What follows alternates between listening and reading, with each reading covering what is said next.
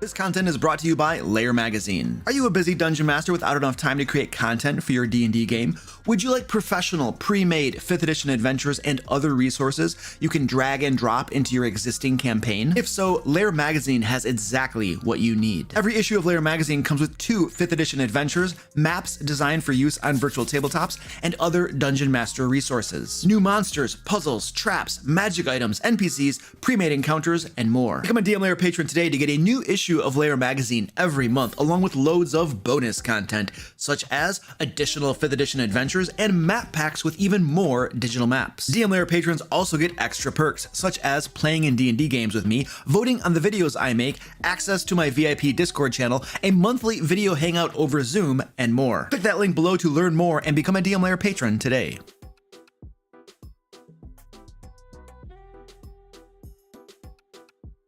All right. Here we are. All right, we are live. Hello, people in chat. How are you doing? Yeah, there's quite an interesting conversation going on. Already? We just started. We didn't even just going. We're talking about bacon and about people, fellow humans. I like to hello, fellow humans. Oh, well, that's important. You gotta have bacon conversations.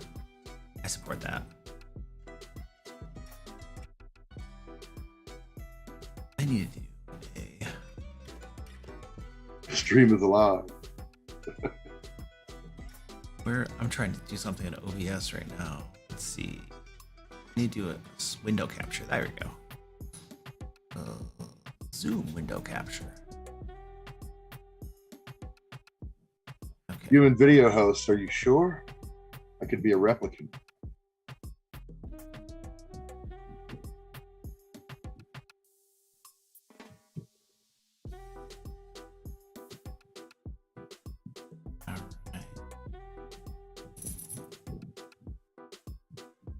Once again, people love bacon. I mean, bacon's pretty good, you know. I don't know. I'm a little down on bacon. There's an amazing Adam Ruins Everything that talks about the pork industry and their marketing and how they turned bacon into a lifestyle. And I'm like, they did though. They totally did. Bacon won. Some of the best marketing ever.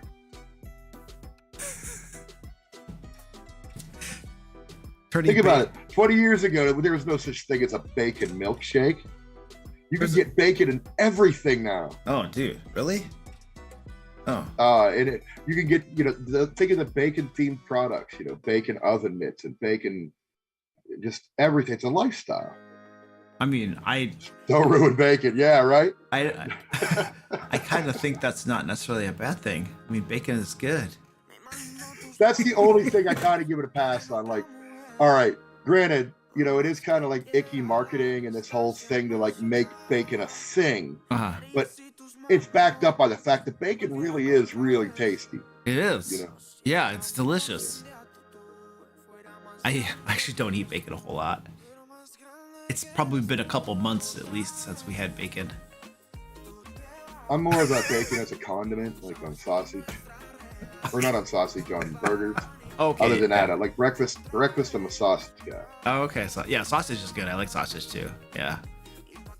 Yeah. Most days we have a traditional, like my wife is from Central America, so she makes like a traditional Central American dish for us. It's refried beans and eggs and tortillas and cheese, and we have that almost every morning, and it is so amazingly delicious. So that's usually my breakfast. Matthew Chamberlain, what's up, dude? Centerfire says you got to make your own bacon. We have a chocolate golem. Why not a bacon golem? Oh yeah. A critical hit. Does that mean like I eat a whole bunch of it? Like Dude, I mean, if you were doing like a bite attack with it, for sure, I think so. Absolutely.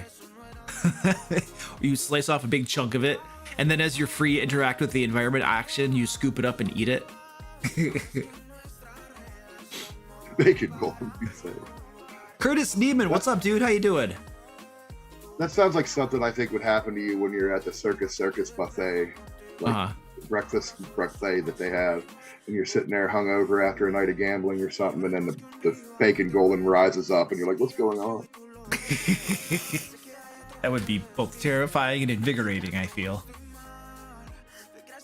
Heather Burke, how you doing? Good to see you. Generous Heel, hello. Generous Heel's getting hungry.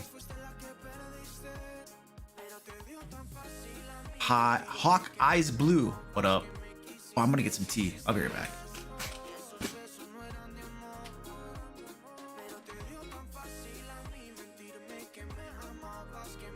Strahd's one of my favorite. I'm a big fan of Strahd. If you haven't, there's a great book called I, Strahd that's written from the first person that's really worth checking out.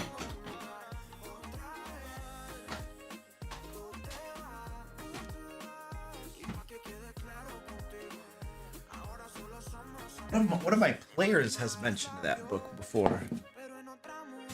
He's in my Curse of Strahd game right now. Yeah, it's a really neat novel. Yeah. I grew up reading all the TSR stuff back in the day. Yeah, oh yeah, dude. I got into Dungeons and Dragons and everything that I'm doing now is like resulted from my mother buying me a Dungeons and Dragons book when I was in middle school. It was Streams of Silver by R.A. Salvatore. She got that for me. Right on. Yeah, she got that for me in middle school. I read that book and I was like, holy crap, this is amazing. And I was hooked. Then my grandma, I think when I was in high schoolish time, she bought me I think it was the Player's Handbook for Dungeons and Dragons 2nd edition.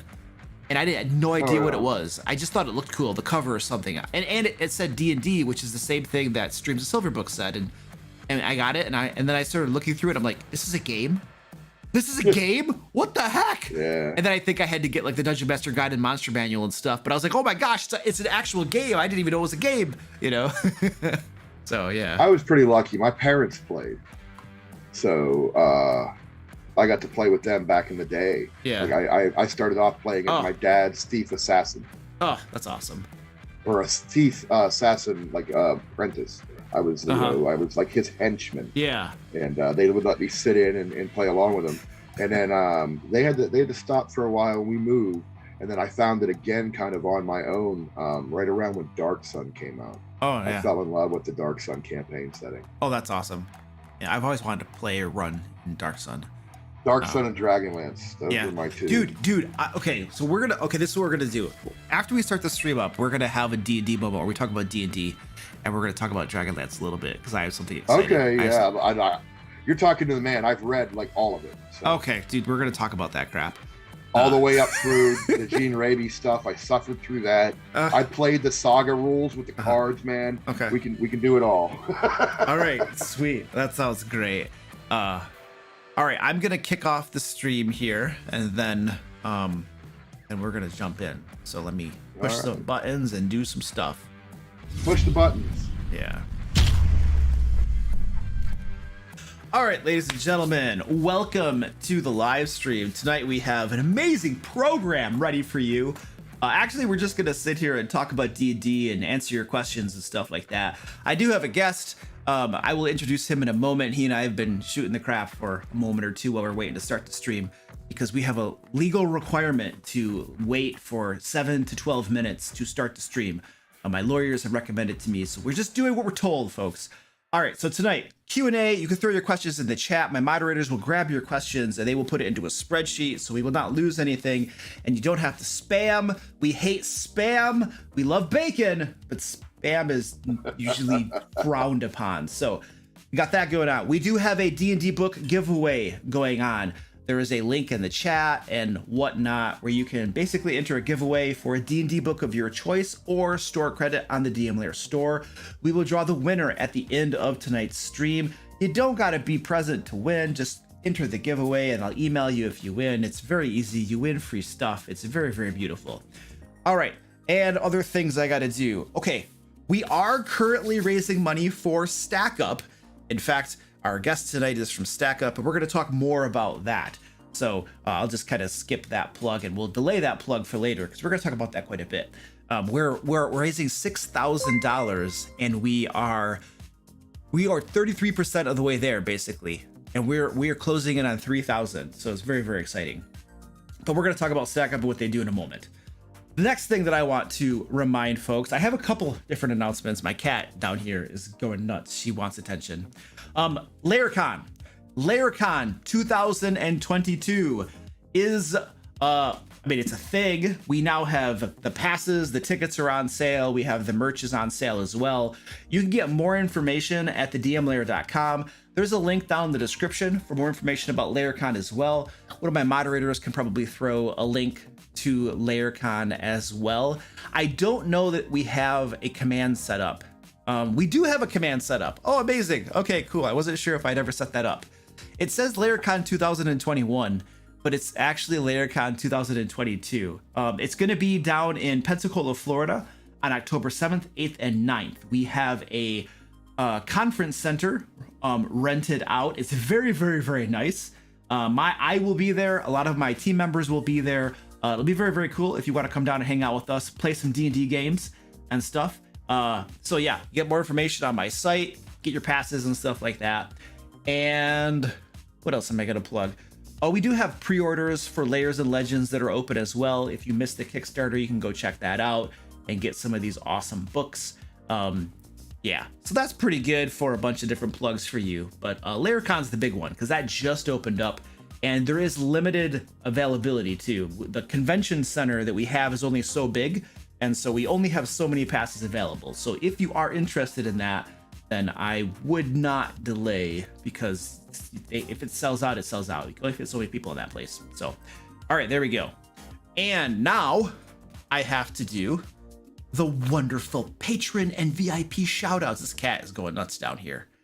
Man, I gotta give her something to make her leave me alone. She won't stop. I have 4 cats currently gathered around me waiting for snacks. All right, so all the names that you are seeing on stream right now are my wonderful patrons and YouTube members. They help keep the lights on around here. They help support everything that I do for the D&D community, all of the free resources on the dmlair.com, all the videos, all of the live streams, all of that kind of stuff. These guys help pay for that, and I'm deeply, deeply appreciative. They also get our premium content, Lair magazine, and other patron benefits as well. So very deeply appreciative to all these wonderful people you see here on screen. And these people right here in red have sent me crates full of bacon. And because of that bribe, I shall now read their names off out of deep appreciation and respect for the delicious, sweet, succulent bacon that they have sent my way. And I am totally not gaining tons of weight. So here we go. Let me get my little thingy up. 5e Magic Shop, Aerospatial, Alex T, Amanda W, Ambers, Amy P, Andrew M, Andre U, Andy S, Andy W, Anthony E, Antoine B, Arrow Odd, Arutha, Ashley, Baldman, Bardabear, Benjamin B, Burncastle, Brandon, Brandon A, Brian C, Call Me Back Up, Celestinas K, Chris, Chris C, Chris E, Christopher S, Cody B, Contrary Gravy, Corey S, Draxus, Dresna, Dutch, Ed R, Edward L, Ericos, Flame Black 200, Frostbrew, Gene A, Goliath Claire, Gravy Chorn, Iggy, It's Beoban, Izzy T, Jackie Pizza, Jake L, Jacob K, James L, Jan F, Jeremy W, Jessica J, Jim P, Jimmy L, JM, Joe D, John A, Joseph H, Josh S, K, Kale S, KK, Keith L, Kevin F, Kezides, Kirby, Kyle G, Kyle M, Labradorworks, Lionheart, Magna N, Marty M, Marwin R, Matt B, Matthew J, Mirastal, Mr. Linkanu, Mr. T, Nathaniel M, Old Timer, OND, Penguin Butt, PRP, published author, Rachel S, Radiance Guardians, Ramus, Razlik, Race W, Renner C, Robert C, Ron R, Ronald, Ryan H, SG Sounders, Sakura, Scott V, Sir John, Shadow 1317, Shane L, Sheila A, Snowy Tiggy, Son of a Sofa Man, Soul Naya, Stephen T, Stephen A, Tactical Tokens, The 3/4 Hospital, The Old DM, The Pickle, The New Bad Ombre, Thomas F, Thomas T, Tiger 500, Tim Black, Tony, Tom M, Traveling Cash, Travels the Lost, Tristan W, Tyler R, Vincent G, Vladimir S, Will M, William H, XX Redrum. Woo! All right. Thank you. Really, really appreciate that. All right. And now, here we have our illustrious guest, Brian Sketch Snyder. He goes by Sketch. He is a dungeon master. He is it director of operations at StackUp? No, communication director, director of communications director. Communications director. We flipped it around recently, and I had to remember which way it went. Okay, we cool. just did a whole thing of cleaning up our nomenclature and titles. So it's communications director. All right, beautiful. I'm just gonna call you Sketch. Yeah, call me Sketch, please. So basically, he works at StackUp. He helps coordinate the things that go on over there. StackUp is a military charity that does amazing stuff for veterans and active service members. And I'm going to give you a moment here to introduce yourself and tell us a little bit about StackUp. Yeah, so as you said, just call me Sketch. We'll just go with that. And I've been working at StackUp. Actually, the other day was my 6th year anniversary with the company. The company's been going just a little bit longer than that. I've been with them since the beginning as a volunteer, and I came on board originally to do media. I wanted to write about video games, and I thought I grew up, I loved Good Morning Vietnam and the story of Adrian Cronauer and the whole idea of like military reporting. And I thought in a weird way, working for this charity and writing about what they're doing is kind of real similar to that. You know, obviously I'm not over there, but I'm writing about these guys and their experiences going to these cons and telling their story of their service. So I started off doing that and just doing the media for StackUp, the social media, all that good stuff. And that has grown over to overseeing the fundraising that we do. And now we have, a social media director that handles that, and I'm a little less hands-on on some of the media stuff and more hands-on on the overall vision of where we're taking the charity in the next few years. As far as StackUp, let me just, for those that don't know, so StackUp does quite a few different things for veterans. We started off, the basic thing is our CEO back in the day, Steve Machuga, he's an Army Ranger. He was deployed, and they received a shipment of Harlequin romance novels. Romance novels. I bet they used that for something useful.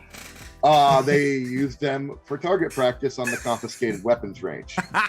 So nice. That's what happened to those. But my boss, our CEO, realized, hey, people want to help.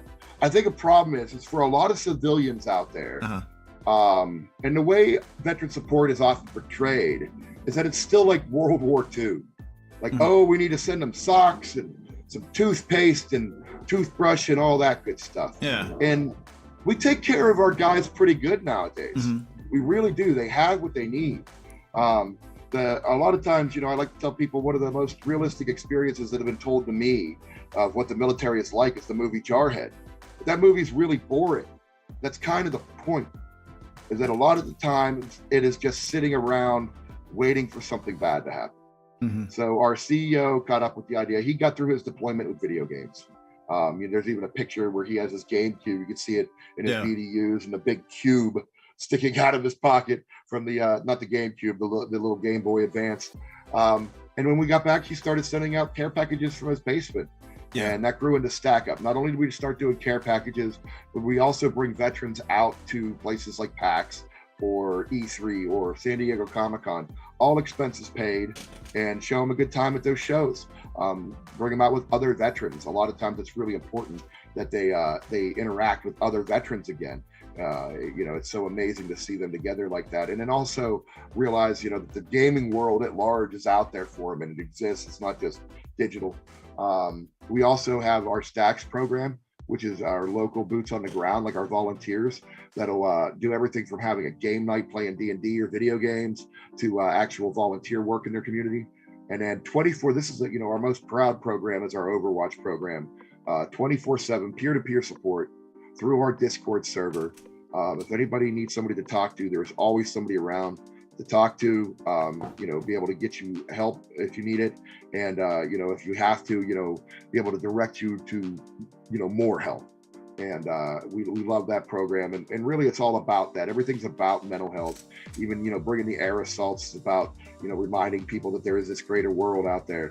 You know, a lot of times we reach out to people that maybe, you know, don't have an opportunity to get out or haven't got out, but will come out for something like this. And then recently we just I am currently broadcasting from the tavern at our Phalanx house. And our Phalanx house is a house here in Van Nuys. It sleeps 8 people. We have a 10-person LAN center, a nice theater living room set up, and a nice outdoor area, complete with this tavern for playing D&D and tabletop games, where we can now fly vets out here and show them a great weekend on our own without needing a convention or anything like that. We just did a test run last week. We brought some previous air assaults out. And one of the comments left in our guest book was, "Thank you so much for bringing me out here. I didn't realize how much I needed this." Yeah, that's crazy. You have like a picture of that room you could show, right? Your headquarters room? Yeah. So you're just seeing the one side of it. Let me flip it around.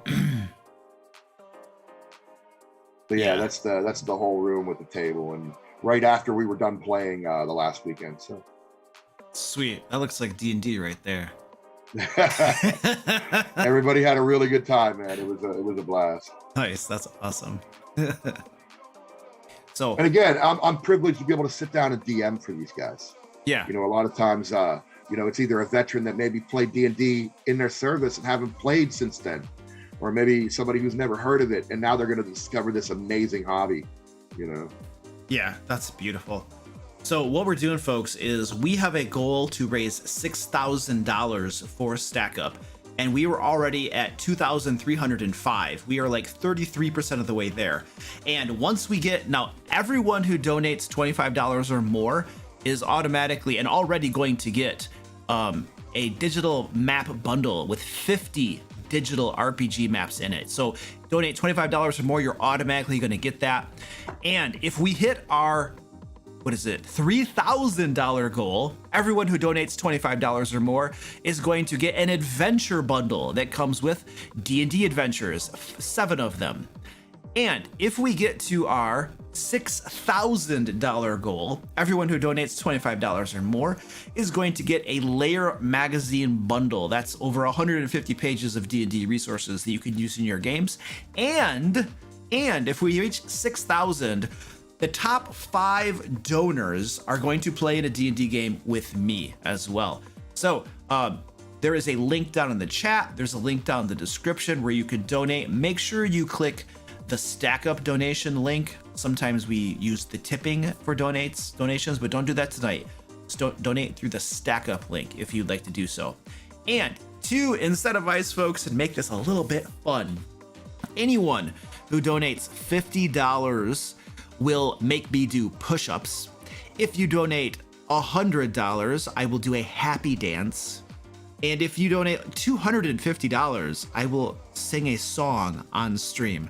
Now, I've already done lots of push-ups, danced several times, and I think I've had to sing twice now. So, and I want to assure you that your money is well spent, because I am an amazing dancer and an amazing singer. Is definitely, you're going to get your money's worth if you commission me to sing and dance tonight. So there you go. All right, we are doing Q&A. So we're going to segue into that right here and see what we got going on in the spreadsheet. And Sketch, I'll give you first crack at many of these since you are our illustrious guest tonight. It sounds like you've been playing D&D since probably when I was bored or something. I don't know if your parents got you going on it, so. All right. I have a player who is very meta. It was suggested to have the bad guys go after him because they are drawn to the meta. What do you think?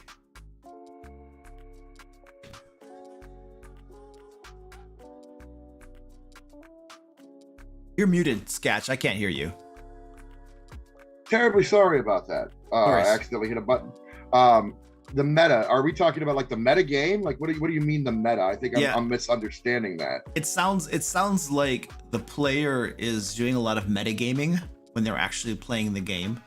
And so the dungeon master is wondering if he should intentionally target that player's character with the bad guys. No, that's hard. Like, that's just punishment.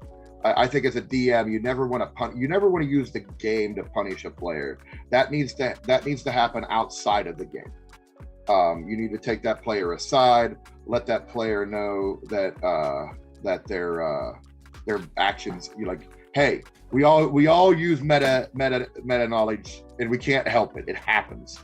But there is letting it happen and letting it slide once in a while, and then there's an obvious abuse for it. And if they're abusing it, hey, make a note of it a couple of times throughout the game session, and then after that game session, talk to them and point out those examples and be like, look, this is exactly what I'm asking you not to do. And if this continues, you can't be a part of the group anymore. No matter how much I like you, I don't want to play D&D with people who don't want to, at least maintain the illusion of the fantasy. And that's what you're really talking about with the meta there. If you're not maintaining the illusion of the fantasy, I like to play with people where I can tell them, there's a treasure on the other side of a door, and if their characters don't know it, they'll ignore that knowledge.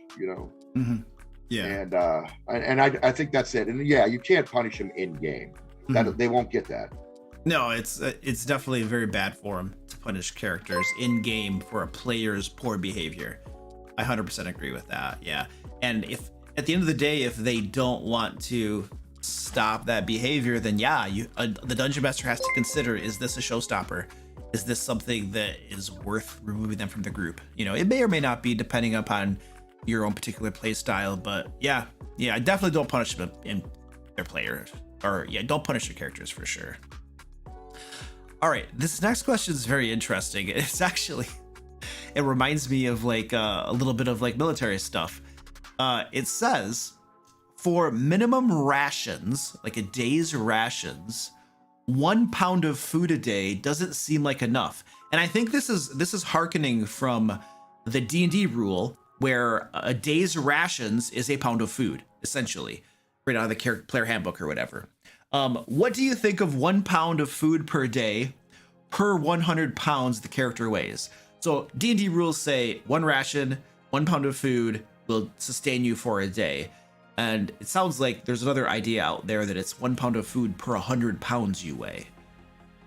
Well, I think right off the bat, the D&D ration is based off of something mystical in and of itself. It's either a lembas bread or a hardtack or something like that. That even though it's a pound in weight, it's probably providing way more calories than what a standard meal would. You're going to sit down and eat 2 pounds of actual food, but you eat this brick of hardtack, and that's what that stuff is. It's meant to be nourishing without taking up a lot of space. So that's where they arrive at that number, 1 pound of ration. That's not food. Let's be clear. That's not food. That's 1 pound of rations. Now, if you're making them, if they're actually carrying food, then you could maybe do the, 1 pound of food per 100 pounds of character to sustain them. But I think rations are specifically designed to be quick and easy. I'm just going to, eat. They're MREs, right? You brought it up. They're MREs. They're meant to be light. MREs, if you look at a standard MRE, it's a small dish, it's a portion of pasta or something that big, and a couple of other accoutrements. It's not a lot of food, but it's very high in calorie content. And I want to one of your comments there in chat. You guys are tracking your food. Man, I will, for everybody, like at least my own personal opinion, unless your game depends on survival. In the pre-show I mentioned Dark Sun, which is a game setting that depends on that. Unless your game depends on survival, unless you're intentionally like, oh, I'm trapping these guys in a dungeon for a week or two, and I want to see how they ration their food. What are you doing? It's D&D. It's magical. Shouldn't the wizard just be able to go, boom, there's food, baby. Let's have a feast. I know the idea of tracking food and stuff. Yeah.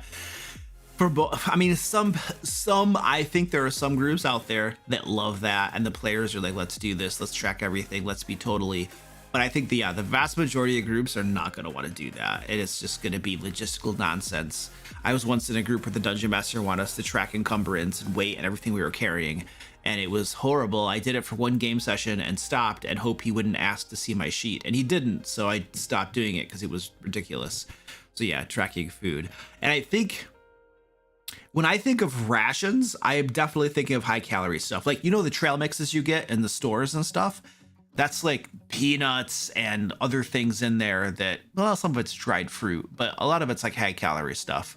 So you probably got cheeses with lots of fats in them, you know, and that sort of stuff. So salted meats, breads. Yeah, yeah, and it's probably, and if it's hardtack or bread, it's probably dehydrated, you know, hard pressed together, so it takes up the least amount of space possible, you know, and then you can rehydrate it or something on the trail, you know, if you need to. So it really, there's other mechanics, ways you can get around that. A mechanic I ran in the game one time because I was trying to kind of buff up the ranger role a little bit, is that they made a survival check to set up camp. And if they critical failured on a survival check, I could do things like, well, then your tent's busted, or your firewood's wood or wet, or, oh my goodness, you're out of rations, you know. You ran out of rations, yeah. Yeah. Yeah, or because, you know, you're not tracking it. We're just assuming you have it. But the downside of that is you're not tracking it, and we're just assuming you have it.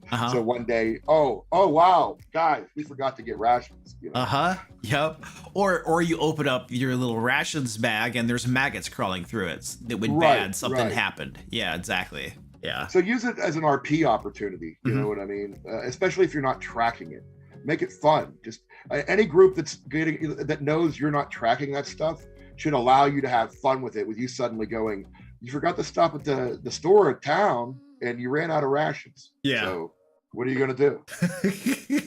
The ranger's like, well, I failed my check to set up camp. I'm going to make another one to go hunting, and hopefully I do better. There you go. All right.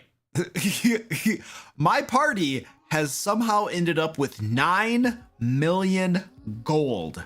What should I do? Take it from him? No. Why did you give him so much money? That's on you.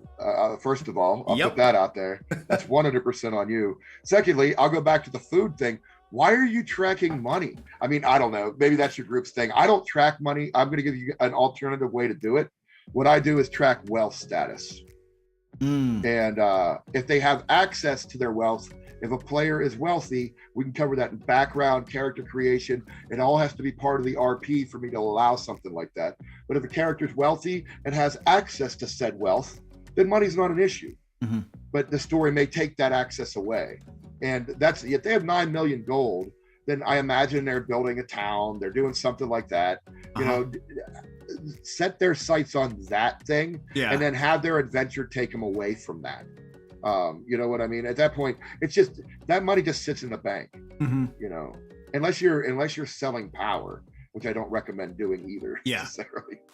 So, no, I agree. The first thing is, why are you giving out that much? And to consider that, because if you give out that much, then the next question is, well, you're going to have to do a bunch of work and figure out what they're going to spend it on, or it's going to be pointless. They're just going to have a bunch sitting around there.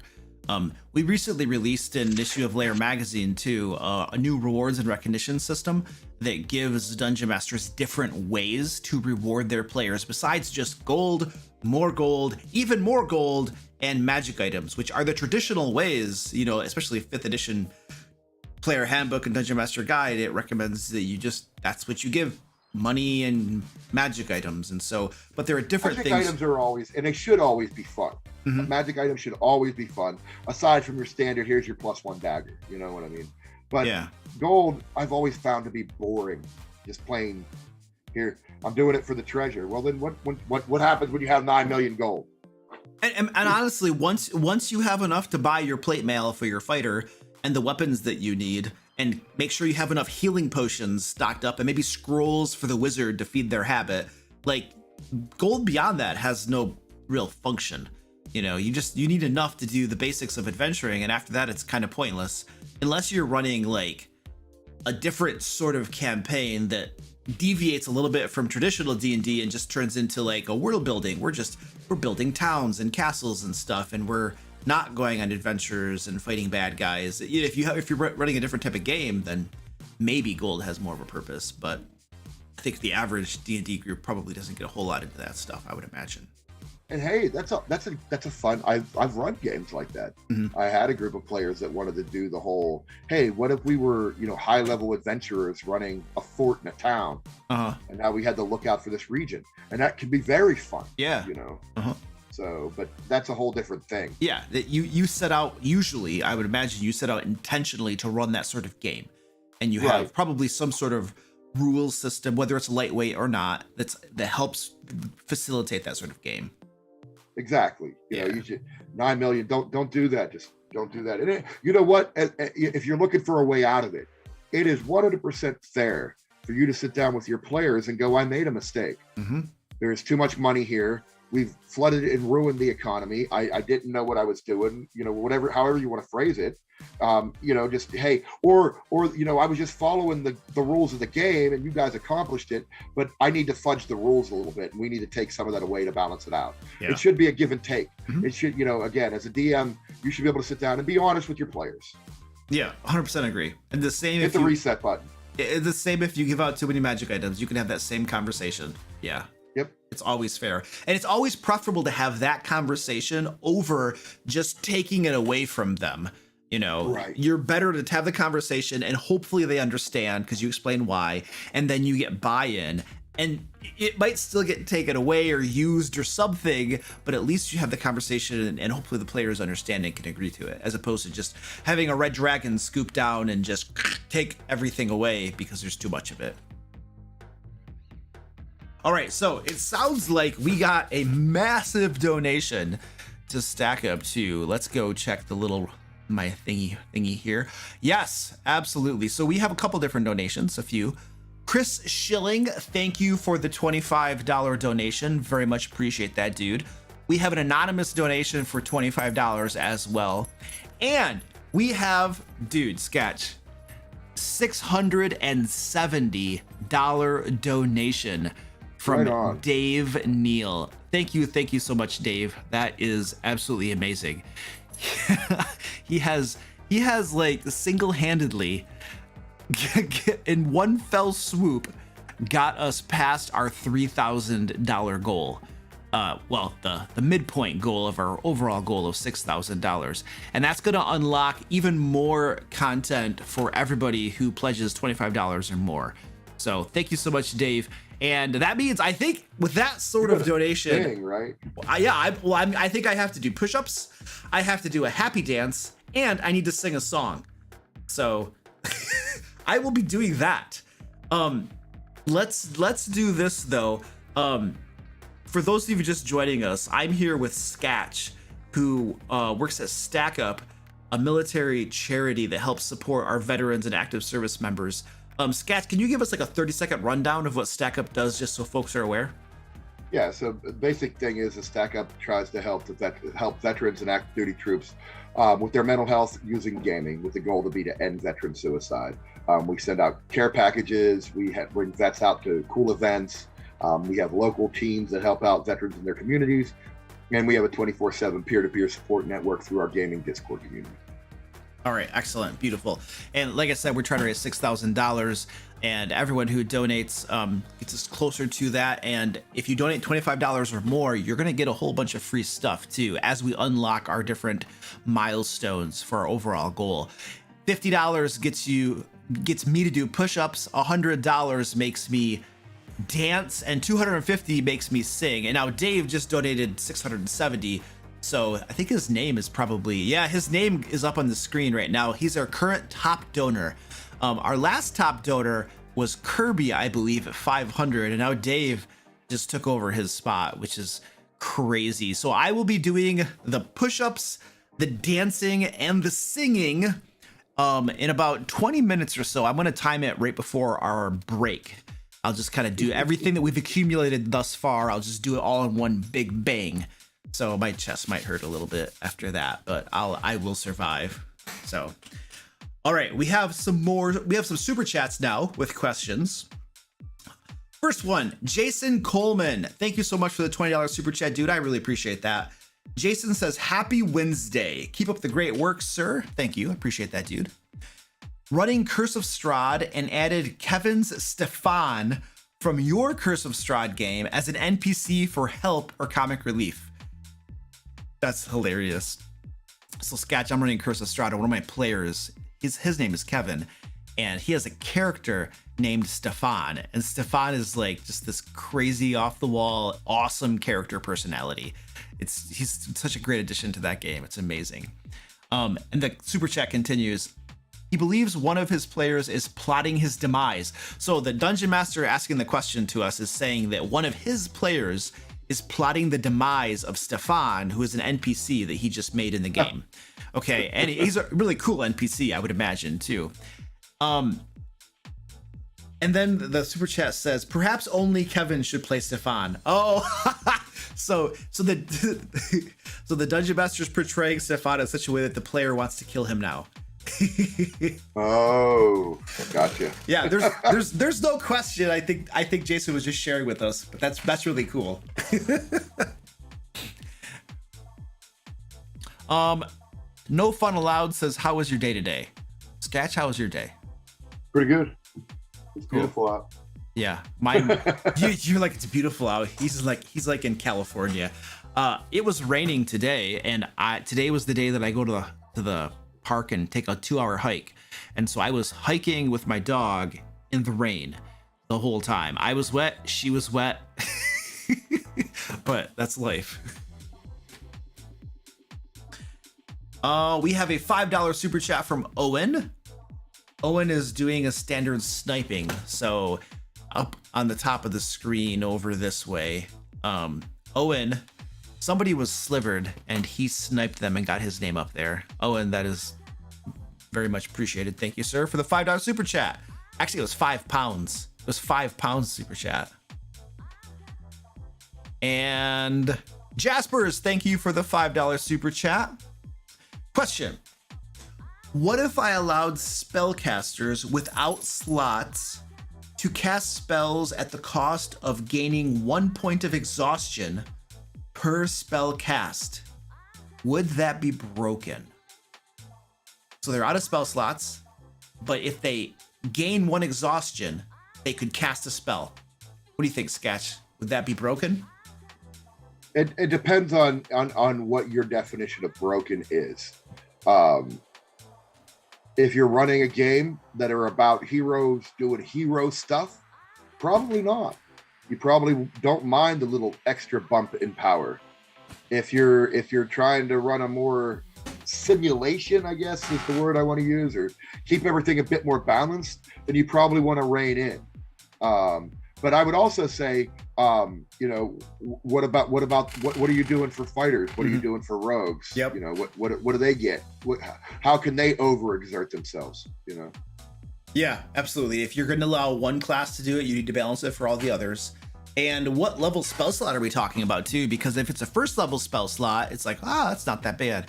But if they can cast a 9th level spell slot to gain a point of exhaustion, I can see, obviously that's more powerful. Yeah. And I can see you could be in a boss fight scenario. You have 0 levels of exhaustion. And if you can pop a 9th level spell to get 1 point of exhaustion, which 1 point isn't that big of a deal. 2 points gets worse, 3 points is bad, but 1 point is nothing. If you can pop a 9th level spell for 1 point of exhaustion in a clutch situation, that's huge. So again, it's like Sketch said, it depends on what you're going for in your game. Is this like crazy heroic fantasy, or do you want it to be a little bit more like reined in, balanced, simulationist, as you said, So it really just depends on the style of your game. And I would definitely recommend balancing it for other classes. Otherwise, it's just not fair for everybody. Exactly. Aisha Dover, thank you for the $5 super chat. It was just a sticker. Okay, so they sent us a sticker. Thank you, Aisha. I appreciate that. Doesn't love stickers. Yeah, there's a couple different ways you can send money through YouTube. One is like a super chat that allows you to put a question, and then the other is like a sticker that literally takes YouTube takes your money and you get to put a sticker on the screen, So yeah, but which is cool. Sometimes that's all people want to do is just donate to the cause. It's cool. All right, let's see what we got going on here. Did anyone come to last LairCon in fantasy attire? Yeah, We did. So last year at LairCon, we had a cosplay event all day Saturday, and several people dressed up. There was one girl who was like in like an entire outfit from head to toe. I forget what she was dressed up as. It was something. It might have been like a comic book character or something. I don't remember exactly what it was. I was wearing like my barbarian face paint and stuff too. So yeah, people did come dressed up to it. And that barbarian face paint, by the way, Sketch, we had LairCon last year. It's a very small convention that we put on, and we had it down in Texas at this like horrible hotel. the air conditioning was broken. We're in Texas. In October. Texas in October is hot, but not as bad as super summer.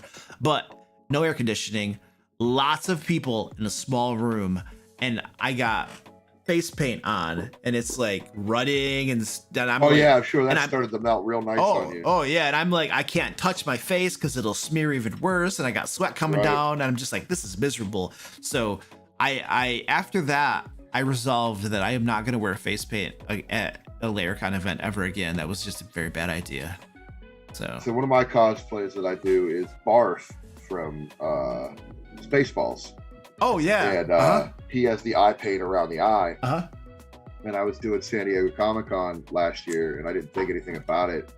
And I'm doing the makeup, and then we go into the con, and I'm like, oh yeah, the mask. To wear the mask, and it kept rubbing my eye the whole. Every time we'd come out, I'd have to be like, "Hold on," and have my buddy redo my eye. Oh yeah, yeah, I can see that. Put the mask back on, and half my eye would go. I didn't even bother to do the nose because. You had to wear face masks, and so that was like rubbing against it. Oh, I gotcha. Because it goes all the way down here, so it would just end up as a pie. It would like half my eye would disappear. Yeah. It's all in your face mask. Yeah. Nice. All right, question for Sketch. If someone wanted to run a number veteran focused games, maybe one shots or short adventures, how would you go about getting that rolling? Okay, so it sounds like somebody wants to specifically roll some games for veterans, and they want to know what they should do to start doing that. Like they just don't know where to start. Well, what you can do is over StackUp, or what is it, discord.gg/stackup.org, and you spell the dot out, so that's StackUp.org, is our Discord server. And we have various game nights. And really what we ask people to do is to come in, be a part of the community for a little bit, come to a couple of weekend meetings or Wednesday night meetings, introduce yourself, and then let Liz, our community person, know that you would like to do a D&D game night. And I'm sure you would have no shortage of people that would love to play. Okay, awesome. Could you get an invite link and drop it in the Zoom, and then I can throw that over to my moderators, or we can throw it in the chat too, down in our YouTube chat here. That way we give someone a nice convenient link and they can join your Discord and stuff like that. But that's cool. You guys literally have game nights. That's amazing. Yep. Give me 1 second. Let me know what's in there. I'll grab it. I'll look for some more questions here.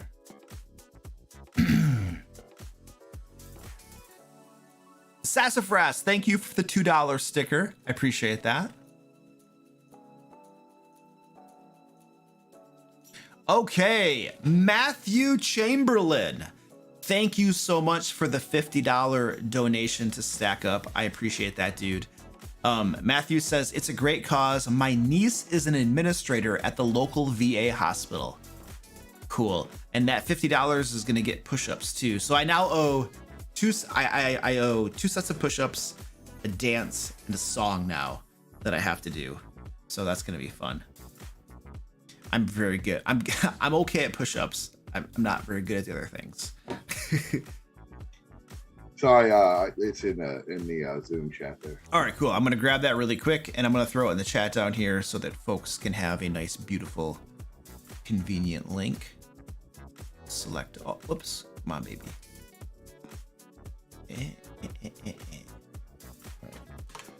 Bam. And then I got to go over here, and then I got to go there. And I think this will work. All right, cool. I just threw a link down in the YouTube chat if you want to join Stack Up's Discord, and And that's where you can, for the dude who was asking about organizing a game for veterans, that's where you would go over there. What's the name of that? You said your community manager's name again?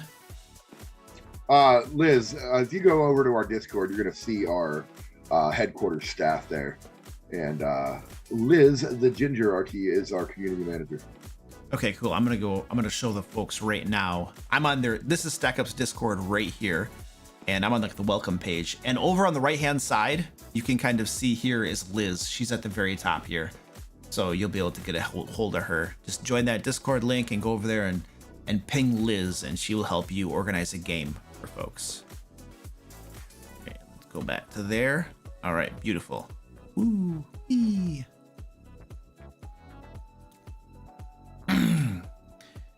All right. Super Goose has a question. Advice on running a kaiju as a major encounter or quest. There's only the one kaiju, and the party will have many resources to fight it, much larger than an ancient dragon or Tarrasque. Sketch, I have no idea what a kaiju is. It's spelled Kaiju.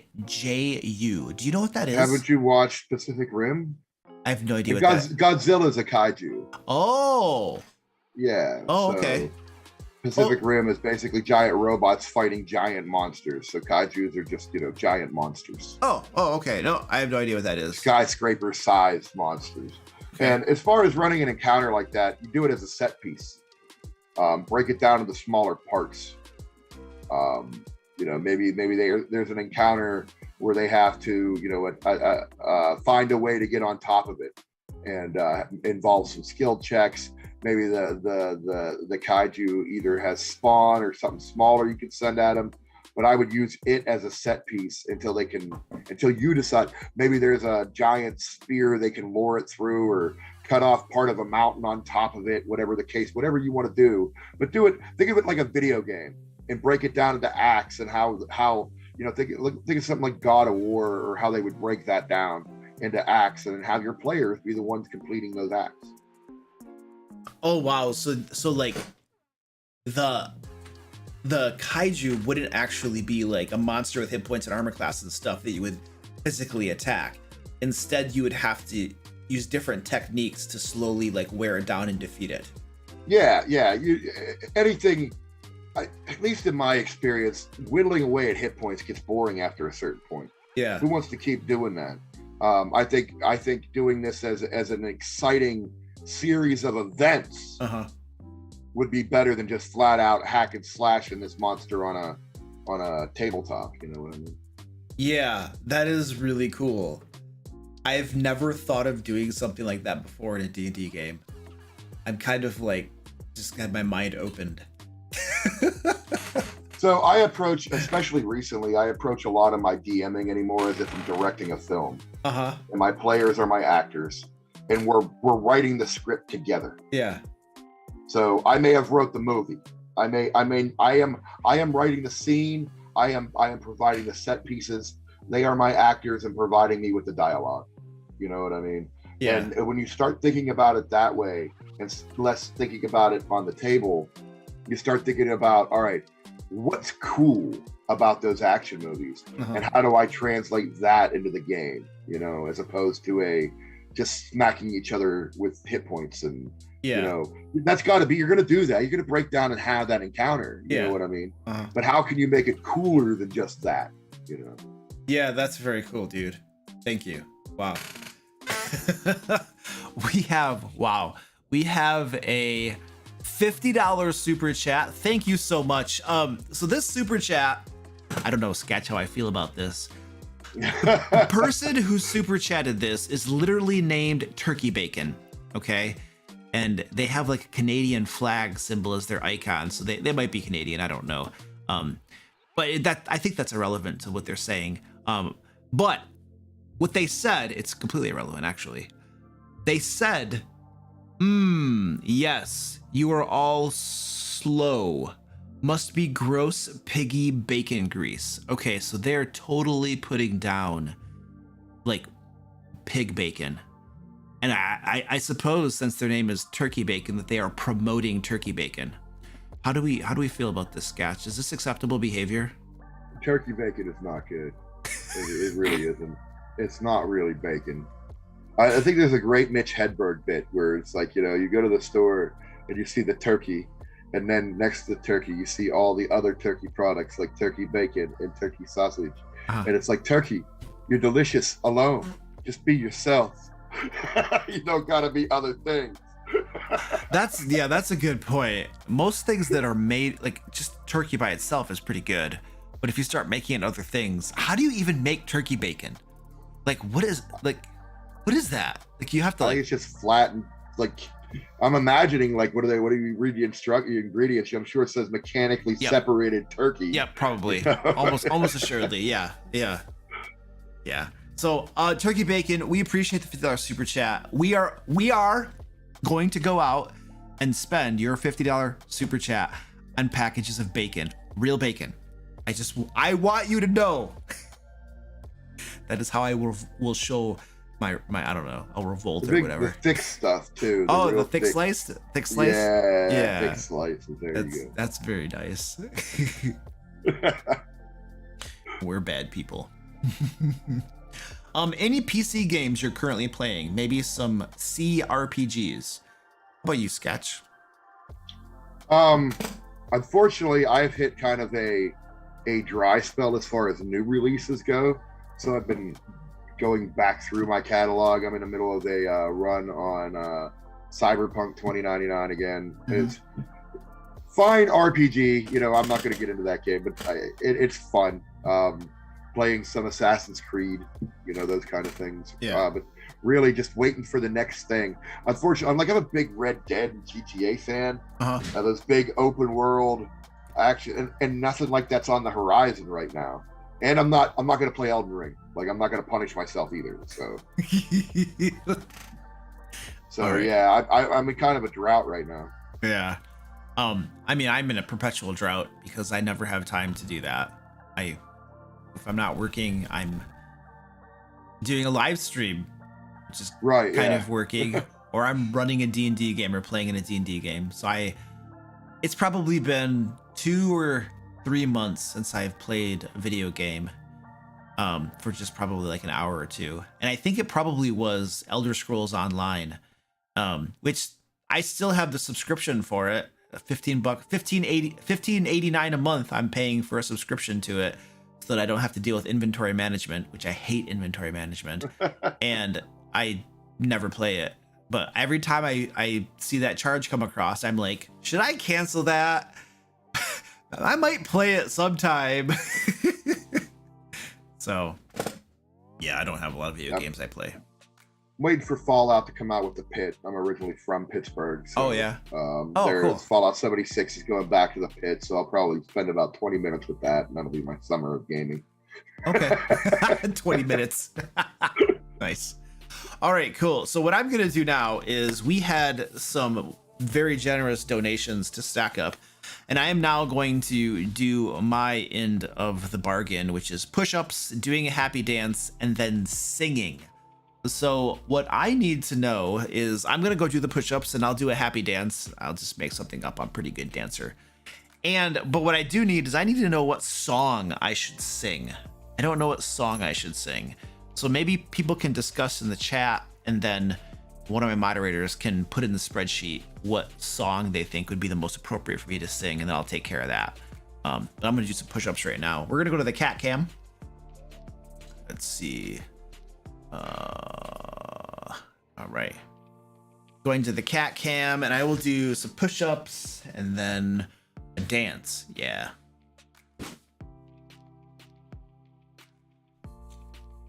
I gotta watch this on stream, so I'm a bit behind, but I'll let you know if you're doing them right or not. Oh well, thanks, dude. I appreciate that. Most people say my form is bad, but whatever. I think it's because of the camera angle. That makes it look. Is that all right? All right, we'll check it out here. I mean, it makes it look like my butt's in the air. But I have a big butt. But what are you gonna do? Get sprung? Sorry for those of you who know that. All right, here we go. That ain't bad. I've seen way worse. course, our CEO would be over here going 0, 0, 0.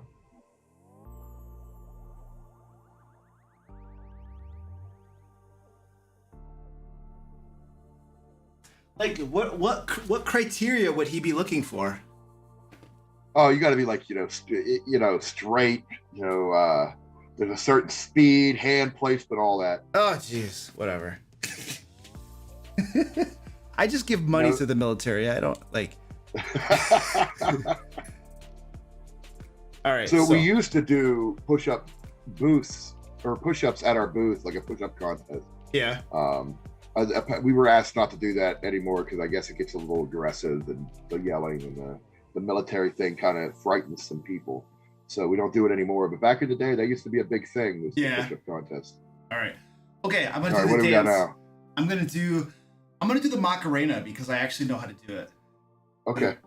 Here we go. Let me think.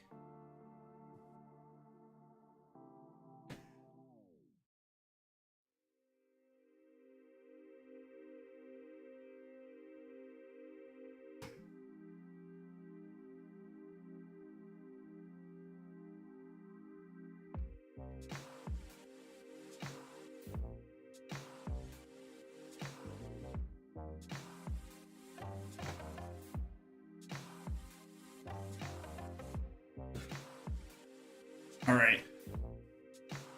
I've Macarenaed. That made me tired just watching you. You put a little something extra on it there on the little hip swivel. So hats off to you, sir. I got to take this sweatshirt off now. Stand by.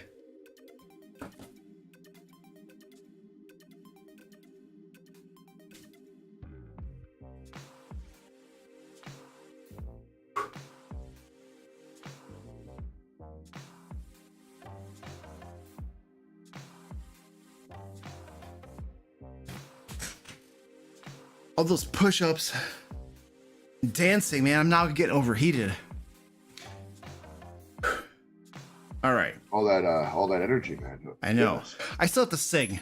Let me see what was determined for singing.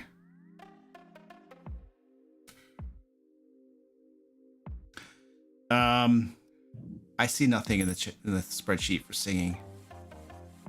Okay, I'm gonna sing I'm a Little Teapot. I got nothing. Well, I think all right. I mean, you could sing that, but I don't know how you sing that without doing the dance along with it. I have to do the dance too? I want to see the handle and the spout. You're gonna sing that song. Okay. I mean, maybe not sing that song then. That's all I'm saying. You can sing that one, but I want to see the handle and the spout. All right, I'll do the dance. Jeez.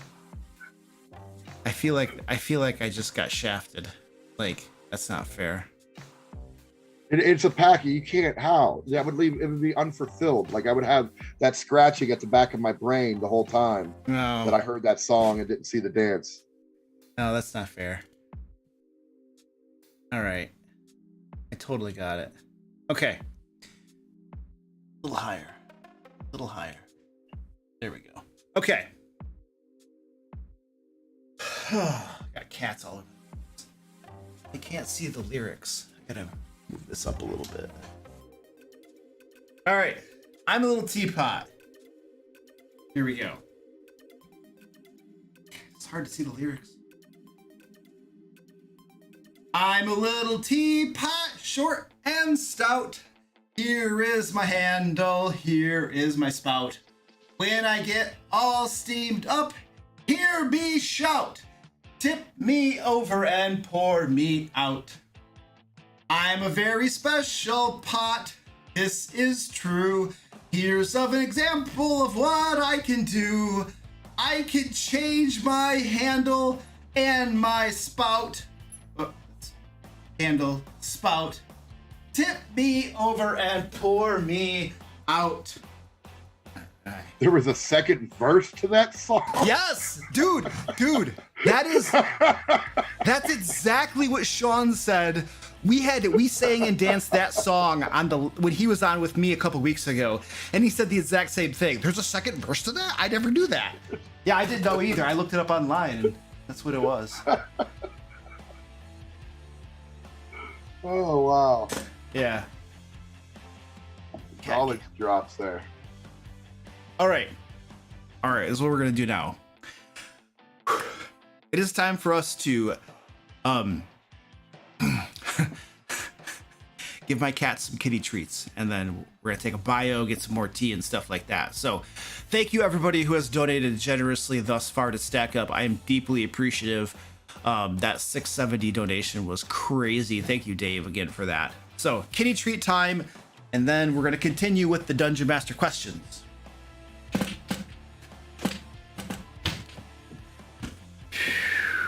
All right, I'm gonna go to, we'll go to the cat cam. They're gonna start swarming. Oh, we have little girl. Little girl is on stream. Look at that.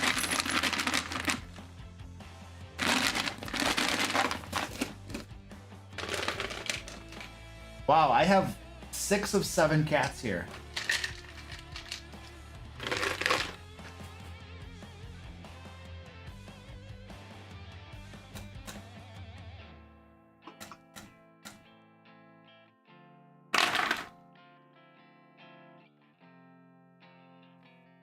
The trick is you got to feed them like you're feeding chickens.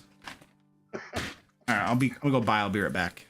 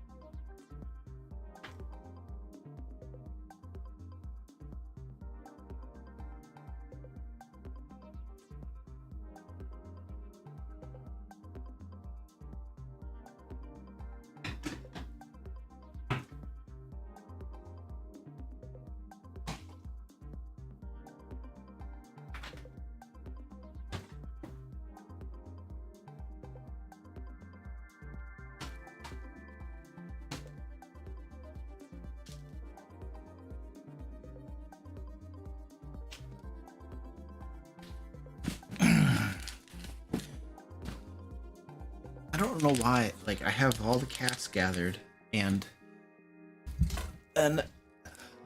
most of them run off, and Squeaky's the only one left eating. Something scares him off every time. Gaming Booger, what's up, dude? Wants to know what the dog's doing. The dog is right here next to me, just sleeping. I might see if she wants some of the kitty treats. Squeaky does not need any more. Look at this big, huge, massive chonker. Jeez. I'm gonna see if she wants some. You want some snacks? This is the doggy.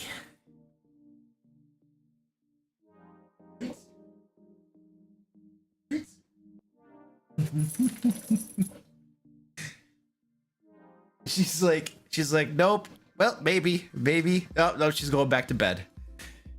Yep, she's going back to her bed. All right, let's get back into it. So I'm here with Let's do it. Sketch from Stack Up. We're answering Dungeon Master questions. Why don't you hit us with your little 30-second plug of Stack Up and what you guys do? Yeah, so Stack Up is a charity that helps veterans with their mental health using gaming, with the goal to be preventing veteran suicide. We do this in a couple of different ways through our supply crate program, where we send care packages to veterans and active duty troops full of gaming goodies. We have our Stacks program, local groups that help out in their communities. We have our air assault program, where we bring vets out to things like PAX and E3. And we have our Overwatch program, which is 24/7 peer-to-peer support through our Discord. All right, beautiful. And our goal is to raise $6,000 for them. We are halfway there. We're at $3,025 right now. And $25 donation gets you a whole bunch of little freebies that we're giving out to folks as we hit our different milestones. For instance, map packs with digital maps that you can use in your games, and adventures, fully fleshed out adventures you can use your games as well. $50 makes me do push-ups, $100 makes me dance, and $250 makes me sing. So if you want to make me look like an idiot, then you know exactly what you need to do. And let's pop over to our questions here. Okay. Well, the next Stack Up song has already been decided. So if we get that donation, then we know what we're singing. Apparently, I'll be singing The Never-Ending Story by Newfound Glory. And I have no idea what that is. I'm sure. Well, it's the theme song from the movie. Oh, really? And Newfound Glory is kind of like a punk cover band. Oh, okay. So it's a pretty good song. Okay. Whoever picked that, good choice. Cool. All right. Well, if we get there, we know what I'm singing. Awesome. Let's see. Wow. What is your DM screen, Sketch? What do you have in front of you? So it is a DM screen. It is from actually, I'll show this. I guess it's a plug. I don't care. I really like this though. So I picked this up at PAX East actually, and it came. I got the DM screen from them, and it's just a screen, but on the back of it, it has a hit point tracker. It has all the D&D stuff that you could need, and it's all dry erase, right? So I can write on it if I want to. But really, I bought this because it came with this stat tracker thing, and what these are little handy cards. And I can't show all the detail on them, but like this is a lizard fold. And right there is all of its stats: AC 15, hit points 22, all of its ability scores, and you can just pull out what you need for your adventure and have them out there, and then leave the DM or the monster manual sitting, to the side. And cool. Because I hate flipping pages, I really hate flipping pages. Yep. And this is just a DM screen that went with it. It's called Stat Trackers. If you like the art on it, that's where you would find it. Cool. Stat Tracker. Yeah. Yep. Okay. Cool. Thank you, sir. Yeah, that screen looks really cool, and it's big too. It's like it's big. And like right over here, I have everything, light and vision, suffocating and drowning. Here's all the death rules over here. You know what I mean? Like, if you forget stuff, like what does it mean when somebody's actually frightened? Oh, disadvantage on ability checks and attacks while the sorts of fears are in sight. Right. Boom. Now I know. That's cool. That's actually useful reference stuff. Especially, everything. All those conditions are back there. Restrained, stunned, unconscious. Yeah. The basic rule of play. What can you do during your turn? Yep. If you get confused on, I had a player the other day wanting to argue that he got to use his offhand every time he swung his main hand. And I'm like, no, an offhand's clearly it's a bonus action. You get one, man. One. So little things like that. I once had a player tried to argue. We'd been playing for I think a year and a half or so. And a 5-foot reach always meant that something had to be right next to you, right? Right. Out of the blue, This dude all of a sudden was like, well, a 5-foot reach, something could actually be 1 square away from you, because if you measure from your edge of the square to its edge of its square, that's 5 feet. And he's like trying to argue. We've been playing for like a year and a half, and he's now trying to argue that rule. And why? Because it was advantageous to him at the moment. Yeah. And I'm just like, filthy power gamer. Oh my gosh, why? See, I've had a few power gamers, and they learn to regret it because, one, I'm the DM. Two, I'm hiding all of my dice rolls, so you don't know. Power game to your heart's content. You did 45 damage? Great, I'll go ahead and write down 15.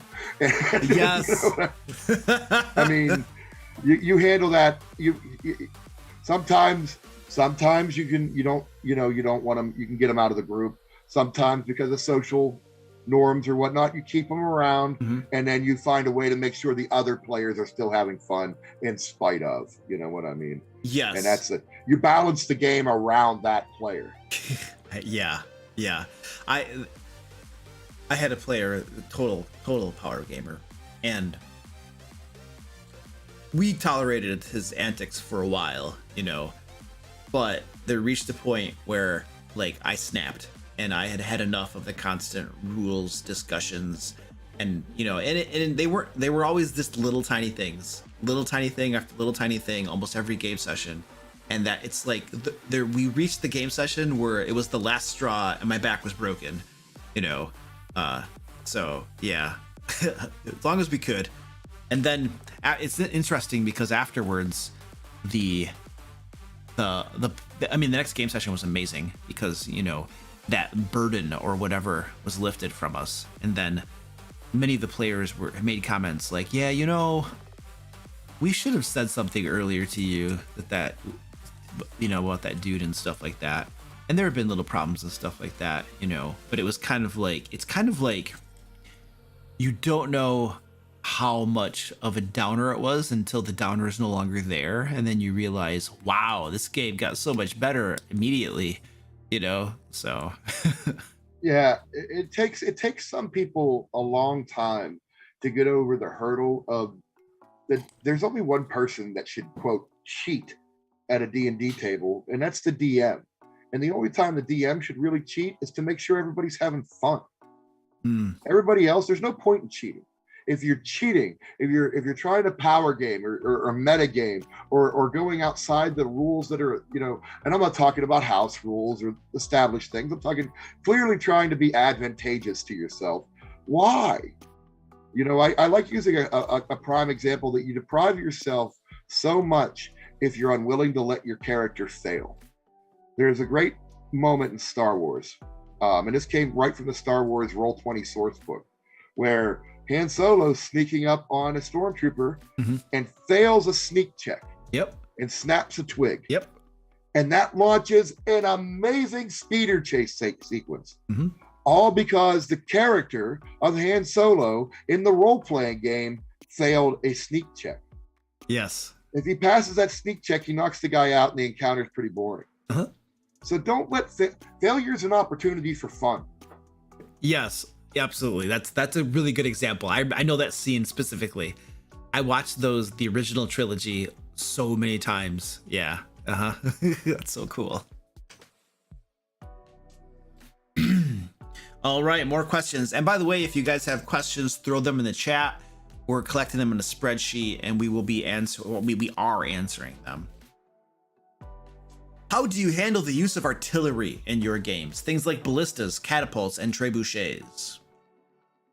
Most of them have, I believe, you can find probably all over the internet. I don't know if they're in the source book myself because I haven't used them in 5e, but I'm sure they'll have some sort of area of effect. That's the best way, like the easiest way to do it would be an area of effect with a damage to everybody in it. Probably give everybody a reflex or oh my god, there's my 3.5 coming out.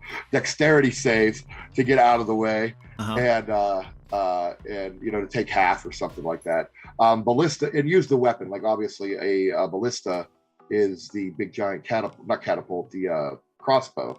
So that's going to be more like a lightning bolt. That's going to shoot in a straight line. A catapult's going to go bang in a spot, maybe a spot behind it. Just assign that. You can also use I like, it depends on what type of game I'm doing. If it's a war game and it matters more, then I might look at doing something like out of what Star Wars Roll20 did and use scale, where the trebuchet is going to do a lot of damage to a character but have a hard time hitting a character. And that'll be offset. They'll have penalties to hit but bonuses to damage based off of scale. And I might do something like that, and then the trebuchet would actually roll to hit the individuals as opposed to, you know, one per an area. So that you could do it in a couple different, but honestly, D&D, simple, do it as an area of effect spell. Let everybody get a deck save to get out of the way. And yeah, I mean, I could easily, I think there might be rules in the Dungeon Master Guide for it, but I've never used them. But I think, if it's a ballista, it could just be a lightning a huge ballista bolt is going to like rip through, you know, characters. And so it could just hit people in a line. If it's a ballista or a trebuchet or a catapult type of thing, it could just be like a fireball that just kind of hits and goes off. Especially if it's the catapult or trebuchet is launching, say, a barrel full of like flammable material or something, you know. So yeah, you could totally just rule it quickly on the fly like that. Thanks, Silver. I appreciate that. What did Silver say? Find me a guy that calling them reflex saves is cool. I know. Yeah, sorry, that's still. I'll get new players and I'll bust out with a reflex save and they'll be like, what? And I'm like, sorry, deck save. Save. I fall into that. So that happens sometimes to me too. And almost all of my players, almost all of them, have played 3.5 and Pathfinder and stuff, and so they know what I mean. But if a dungeon master ever says like, yeah, I need you to do a save for scrolls, please, you know, then you're gonna get like some befuddled looks, like, what? We can't talk about D&D without talking about Taco, right? Yeah. I don't know. It's so much better now. Man, let me be my old grumpy old man. Yeah, I like playing old school, like the old school ones, the originals and stuff like that, you know, because I just get like such a sense of nostalgia around it, you know what I mean? But I think that it's fun to play as like a one-off at a convention or something, but I don't know how it would do as a full campaign. It might be cool. So we were trying to set up a game. I was talking with one of the Gygax sons. I believe it's Alex, not Luke. It's Alex, I think. Okay.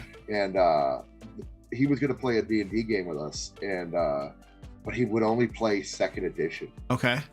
So I'm there up on Roll20 with my buddies going, all right, I don't remember how to do this. We gotta figure this out again. And as we're figuring it out, I'm like, oh, this is so bad. We were nerdy, man. This is real nerdy. This isn't just roll a die and add a number. Yeah. We're over here. I need a calculator and formula. Where's my pocket protector out? This is real nerd stuff here. Dude, second edition is what I started playing with originally. That was the edition I started with in high school or whatever. So yeah, I don't. When I played with my parents, it was the basic rule set, like the Gygax books. Yeah, is what they had, or the first edition books. And then when I started playing again, I actually went backwards and like got that what is it? The Dungeons and Dragons Rules Compendium. Okay. And I don't know if you know this. This is a little obscure, but like, all right. So for instance, there certain classes and races don't exist in this. Like an elf is a fighter mage. Mm-hmm. Yep. That's what an elf is. Yeah. You know what I mean? Yeah. And a rogue is automatic, or a halfling is automatically the thief, you know? And that's Hollow World and all that stuff. That's where all that came from. So I got heavy into that. And then it was Dark Sun and Dragonlance. Boom. And then Forgotten Realms much later on. Yeah. I'm familiar a little bit with that old school stuff and all of that. That rules compendium was really something else. It was I think the only thing they ever put out that was everything in all in one book. Like it was the DM's guide, the player's handbook, the campaign setting, the monster manual. Everything was in this one rule tome, you know. But it was very basic, very simple compared to the advanced, because it was just Dungeons and Dragons. It wasn't advanced Dungeons and Dragons, right? I'm literally reading. So I got an early copy of this book right here. It's called Slaying the Dragon by Ben Riggs. It's not actually out for sale right now, but I got an early advanced copy from him. and it's titled The Secret History of Dungeons and Dragons. Okay, and I'm reading through this right now. I'm about halfway through it, so it's got to be interesting. Oh my gosh, it's really interesting. And this dude interviewed a whole crap ton of people to get the information for this book, and he's a good writer too, so he writes it well, where it's really interesting the way he writes it. It's not dry or anything. It's got a really good narration to it. He's got a really strong voice as a writer and stuff, so it makes it really good. But my point is that like my mind is getting steeped in all of this like history of D&D and stuff like that, you know what I mean? And when you mentioned that Alex Gygax only wanted to play second edition, that could just be his preferred edition or whatever, but I'm pretty sure that that's the last edition that TSR actually published before Wizards bought them out too. Right. And so it just kind of triggered in my mind where I was like, I wonder if that's some sort of like, you know, just stance that he takes, that he's only gonna play things that were published by TSR. And I don't know, I'm just spitballing, you know. So I thought that was some of it's good and some of it's okay and some of it's bad. Yeah. You know what I mean? You know, it was a hard, like, I don't think there's a person alive who can really defend Unearthed Arcana, the original Unearthed Arcana, as an addition to a game. Where it was like, you clearly have game-breaking rules in here that can't coexist with the rest of the game. What do you want Dungeon Masters to do with this stuff? Yeah. You know, no, Sketch, hold on a second. Are you talking about the original one or the one right now? Because the same could original. Well, the same could be said of what they released now, theoretically. Yeah, but that is being released as a playtest, though. Okay, that's fair. Yeah. You know, not as a buy my $20 hardback. You know, which back then it was $20 was a lot for a hardback. I mean, I know it's $6.50, $60 nowadays, but yeah, you know, yeah. I mean, you had the what is it, the Cavalier class in that book that allowed you to add stat bonuses, and it was like one of the only class that got stat bonuses like that in that game. Yeah. So it was busted all the way around, and then but you have, you know, again, Dragonlance was second edition. That was all during that time. Darkstone was second edition. Yeah. That was all during, you know, for all the things we really do love is where they spread their wings. But there's no doubt that 3.5 came along and said, how about we make this game fun? You know? Yeah, that's interesting. Gosh, what was I gonna say? Sorry, I don't mean to ramble on you. Oh no. You said something and it triggered a thought, and now I can't remember what it was. We were talking about the early editions of the game and stuff like that. And I was reading this history. There was something along what I was reading in this book too that I wanted to comment on, and I can't remember what it was. But it's fascinating reading the history of TSR and how they ran it, you know, and all of the like crazy decisions that they made and how the company was run. Gary keeping on trying to make the movie. You know what I mean? Have you got to that yet? Oh, dude. I mean, I read the whole part where essentially there were the two Bloom brothers that were in Geneva, Lake Geneva, running the company, right? And then Gary had gone out to LA to basically he wanted to get a movie going, and he got the cartoon going. He was out in LA living the high life. It was describing this massive like house that they had rented in a very affluent area of like LA, and he had like, you know, the Playboy girls and like the drugs and stuff apparently going on. He was living the LA life, just high on the hog, you know, trying to get the movie and stuff. He wanted movies, you know, and then he was doing the cartoon and stuff, and then that all came to a crashing end and stuff. So, and then he had to go back to like Geneva, and then they got this Lorraine Williams involved, you know, and all of this stuff. It's really fascinating. And I'm in the part right now where they were trying to get into comics. So they had literally had a deal.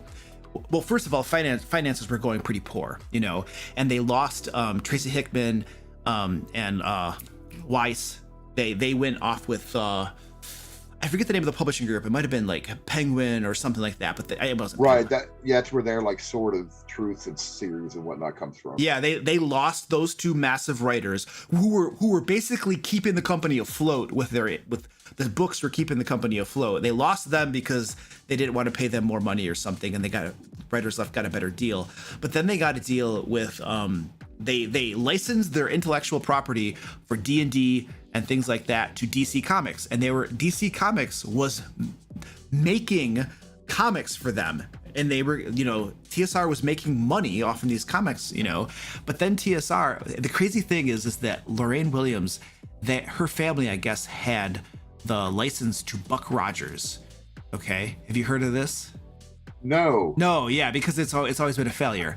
So anyway, but they had the license to this, and they kept trying to publish and do things with this Buck Rogers comic or whatever it was. I think there was a movie released in like 1979 that was an abject failure, and then nobody wanted to be associated with it ever after. But their family had the license to it, and so they kept on trying to do stuff with it. And so as soon as Lorraine Williams took over TSR, and pushed everybody else, bought everybody else out basically, and then was the leader of it, and calling the shots.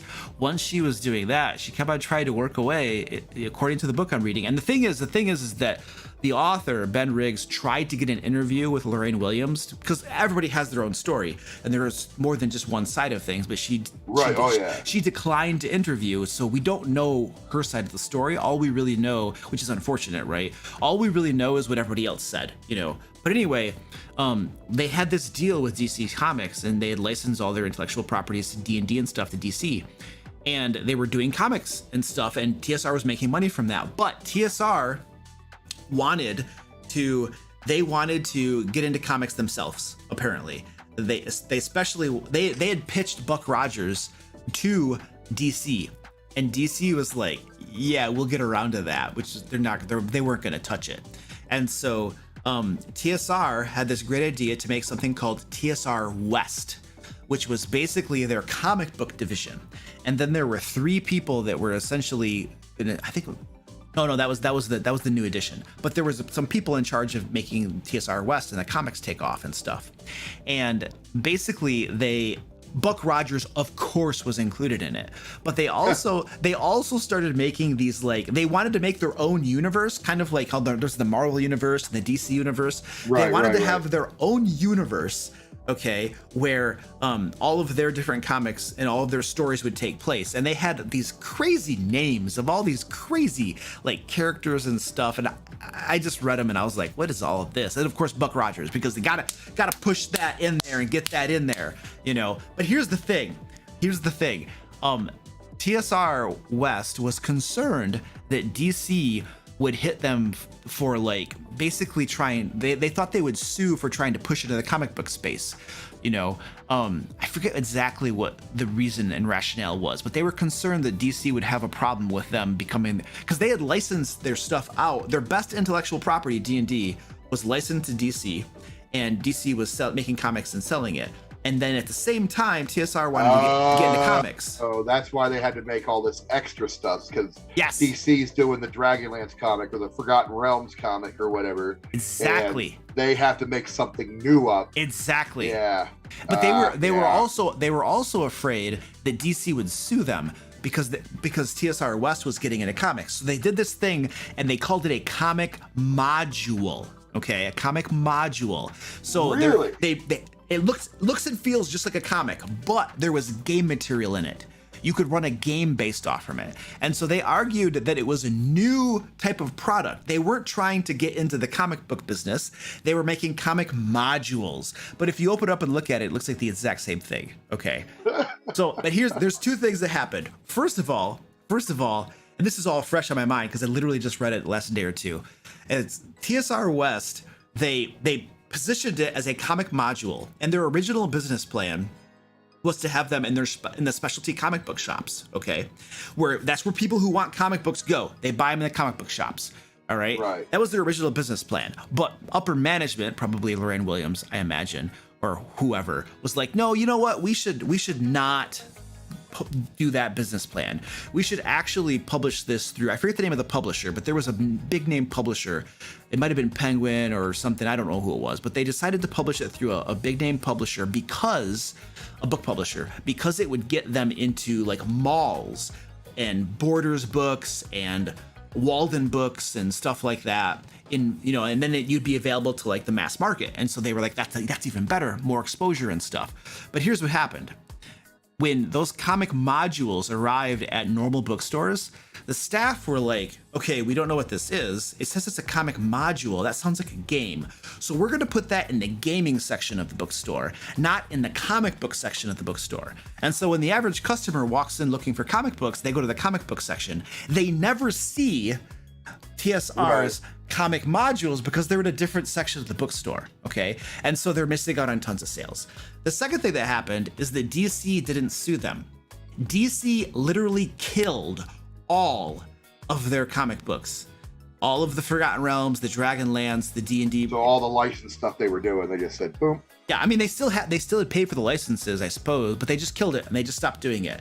And so there's revenue down the drain, you know, and that's kind of where I'm at in that chapter. I don't know anything else more, but it's just fascinating because I'm reading the history of the company and all of these monumental, horrible management decisions that were made.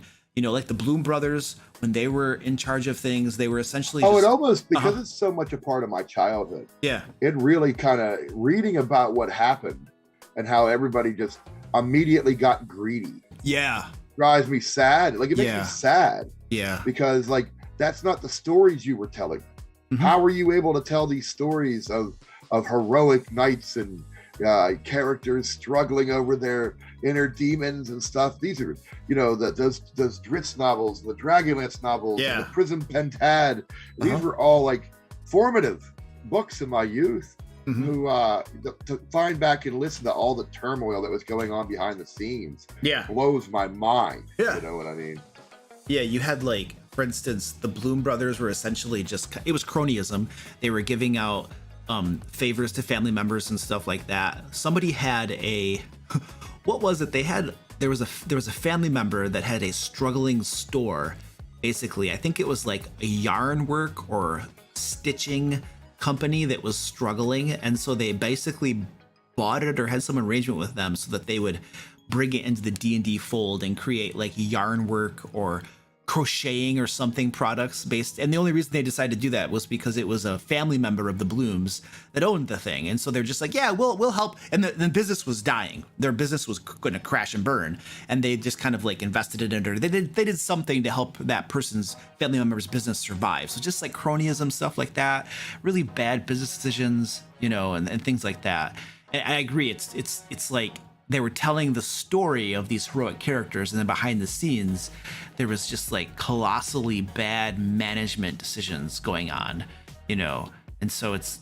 And to be fair, let's be honest, it was a bunch of, you know, hippie writers who invented a tabletop game in their basement. And we're telling stories about dragons and stuff, you know. I mean, you know, I get it. I kind of get it a little bit, but you know. I think, you know, other than the edition we do not speak about that is fourth, I think the Wizards has done pretty good here. That foray into trying to be we could turn our role-playing game into an MMO. Boy, I'm glad that died real quick. Oh my gosh, yes. That was a bad idea. That was a very bad idea. But yes, I do agree. When Wizards took over 3.5, 5th edition, these were very, very good things. And I liked both of those editions. And I hope beyond hope they're bringing Weiss and Hickman back to do another Dragonlance book. Yeah. Yes. And now we know we have the battle game that's coming out, and there's a source book coming out or an adventure coming out. And I just hope they do well with it. I want to see more of the editions come back. I want to see Dark Sun come back. Yes. I want to see. I'd like to see the Spelljammer's coming back. Well, that's been announced. The Spelljammer's been announced. Yeah, that's coming back. Exactly. Yeah. So yeah, I like this. I'd like to see them get more of those out there. They were making a big deal. Actually, Spelljammer's getting what we would have called back in the day a box set, right? And everybody's making like a big deal out of it because I guess like the 3 books that comes in it has less pages than the other books and blah. But I'm like, no, it's a map, it's a player book, it's a DM book, and it's a monster book specific to that's the way. That's a box set. Yes. Why even name it something different? That's what we used to buy all the time. Yeah. You know, I'm convinced that no matter what Wizards does, somebody somewhere is going to complain about it regardless. You know, if they publish something like the Eberron campaign setting, which is like massive, and very well done, in my opinion. If they publish something like that, people are going to be like, well, you know, this is going to take me 5 years to read it, and how could I possibly get through all this content? When I need something that's streamlined, that makes it easier for me to run the game, you know? And then you give them something like a box set, which doesn't have as much content, supposedly, and they complain that they're not getting their money's worth. You know, so you're always going to have people that are griping about something or other about the products. Now, sometimes the gripes are more legitimate than others. When you publish a book that literally has one new monster and everything else is pretty much a reprint of previously published monsters, that's a legitimate gripe, you know? Right. I literally have that book right here. Right here, I have that book because I'm planning. Well, didn't they take the other 2 books out of print for that though? Probably. Am I not? I bet you they did. Wasn't that the whole point of that, was to make that book like a get this instead of that? I think thing? so. That's Volo's. I'm not saying it's a smart thing for them to do, Uh-huh. but I don't think they're trying to bait and switch anybody here. I think they're trying to say that this is a reprint of 2 books. You know what I mean? Well, the thing is, though, is they didn't include all of the lore. So Volo's Guide to Monsters, half of it is monster lore, which is really well done. It talks about giants and hags and orcs and Githyanki and Githsari or whatever they're called, you know, and it's really, really good lore. And it's the type of lore that a dungeon master can use to inspire them to create adventures and campaigns around those monsters. Yeah. So it is amazing lore. Now, if you go to Mordenkainen's Tome of Foes, the lore in there is less useful for a dungeon master because it's more about elves and gnomes and dwarves and stuff. Now, of course, there are like dark elves and there are dwerger and stuff that'll talk about them. So that's a little bit useful. And it has a lot about devils and demons and the blood wars. So yes, that is very useful for the dungeon master. But they're not publishing, if they're getting rid of those 2 books, all that lore is gone. It's not being published anymore and you can't buy it, you know? So that's the loss. That's the unfortunate thing, you know? So, but I have this book because I'm planning on doing something very special with it for a future video. It's going to be amazing.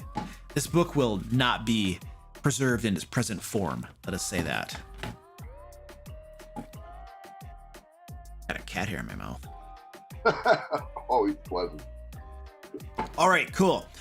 Sketch, tell us about Stack Up. It's been a while since we talked. Anybody here is joining us. Sketch works for Stack Up, and they are a military charity that does amazing things for veterans and active service members. So Sketch, tell us about Stack Up. So Stack Up supports veterans through video gaming. I started off on the wrong foot and put the words in the wrong order. So let's start over again. So Stack Up uses video game to support veterans in their mental health and fight veteran suicide. That's kind of our stated mission.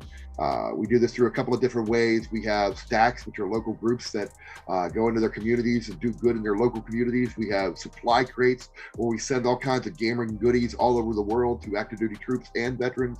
We bring out veterans to things like air assaults and through our air assault program, we bring veterans out to things like PAX East and E3. And then we also have our Overwatch program, which is 24/7 peer-to-peer support through our Discord server. Awesome. Sorry, stumbled around a little bit on that. Oh, that's okay. You did better than I would have done. I would have just been like, Stack Up's awesome. Give us money. No, a little more than that. So if you want to help support Stack Up, there is a link down in the chat. There's a link in the description. Make sure you use the Stack Up link. All of your money is going to help go support veterans and active service members, mental health, gaming. And I want to give a shout out to some folks who have donated since the last time I gave shout outs. We have a $25 donation from Pudwhack. That's a cool name. I don't know what a pud is, but they're whacking something with a big stick, I'm assuming. Tana Darling, thank you for the $30 donation. BF Hobbs, thank you for the $30 donation. And Eric from Phoenix, thank you for the $50 donation. And that triggered more push-ups for me. So I'll be doing some more push-ups from that $50 donation from Eric. Eric says, Luke, thank you for supporting such a worthy organization. I just learned that you are doing D&D full-time starting in 2 weeks. Yes, I am. Congrats. You are an extremely hard worker, have great business sense, are creative, relate well to all types of people, and don't take yourself too seriously. Well, thank you, sir. I appreciate that. I know you'll continue to be successful moving forward. Thanks. Yeah, I literally, my last day at work is next Friday for my day job. I resigned. So do you, are you one of those professional DMs? No, I only run one game where they actually pay me to run the game. How's that experience been? It has its good points and it has its bad points. I think because you're essentially just, it's through my Patreon. So essentially whoever's paying the money plays in the game. And so we've had a really good luck, I suppose you could call it, where our players have been really good, you know. And they're fans of you then, right? So they're through the Patreon. So this isn't a traditional, like, I've been seeing a lot more, what is it, start to play or something like that, where it is literally, you are a, you know, they have DMs that charge $25 and you can play in their game. No. So these are people who learn about my Patreon, watch my videos and stuff, are probably fans and stuff. Gotcha. I mean, they pay $100 a month to play in the game. So it's not the $25 or something. It's a little bit more than that. And occasionally, because it's a pay-to-play game, we'll get a player who might not be, you know, like the best player in the world, but they're paying, so they get the spot. You know what I mean? So that's probably the downside of it. But we've had pretty good luck. Most of our players have been amazing so far. I don't know. I don't feel any more like pressure or anything, I guess, when I'm running the game than I would a normal game. You know, I am a little bit more motivated to make sure my prep for it is like spot on and stuff. And I literally pay people to make the digital maps that we use as well, because I want the maps to be really good. So I just pay people to make them for me. Sure. So you're offering a prestige experience here, though. Yeah. So I dig that. Right on. Yeah, but I only have the one game. You know, most of what allows me to go full time has come from the Patreon, which is why I thank all of my patrons at the beginning of every live stream, because they're really helping me to be able to do what I do. And we just did a Kickstarter that did really well, and so that helps a lot as well. So, and then I get channel sponsorships and stuff where people, you know, put little ad spots on my videos and stuff as well. We only do that for products that we believe in, though. Like I'll see other channels plug in stuff where I'm just like, I don't know if that's actually a good product, but I know they paid you a lot of money, so okay. But we literally only, and every time I get like I would say probably 50% of the people who reach out to me to want to put ad spots on my channel, I read their thing and I go to look at their product and I don't even respond to them, because I'm just like, this is not gonna work on our channel. This is a no. Gotcha. And then the ones where I'm like, maybe I'll send it over my team, and then I'll have some people look at their product and evaluate to see if it's a good fit for our viewers, because we're very serious about only sponsoring and promoting things that we believe in, you know, which is why people on my channel don't see a whole lot of ads as far as like me sponsoring things, because we're very selective about what we actually sponsor. Gotcha. And we charge a lot, so most people are like, I'm not paying that price. They're just like, woo. usually that when I get a person reaching out to me interested in a sponsored video slot, what I'll literally do is I'll just send them my rate card, you know, and I usually, the first time they reach out to me, I don't even pay attention to even what they're asking for. You know what I mean? Like if they want a sponsored video slot, I'm just like, here's my rate card. Let me know if you're interested. 90% of people, I never hear back, because our rates, they're not going to pay our rates, you know. And then the people that I do hear back from who are interested, that's when I'll have my team members evaluate them. You know what I mean? So. Gotcha.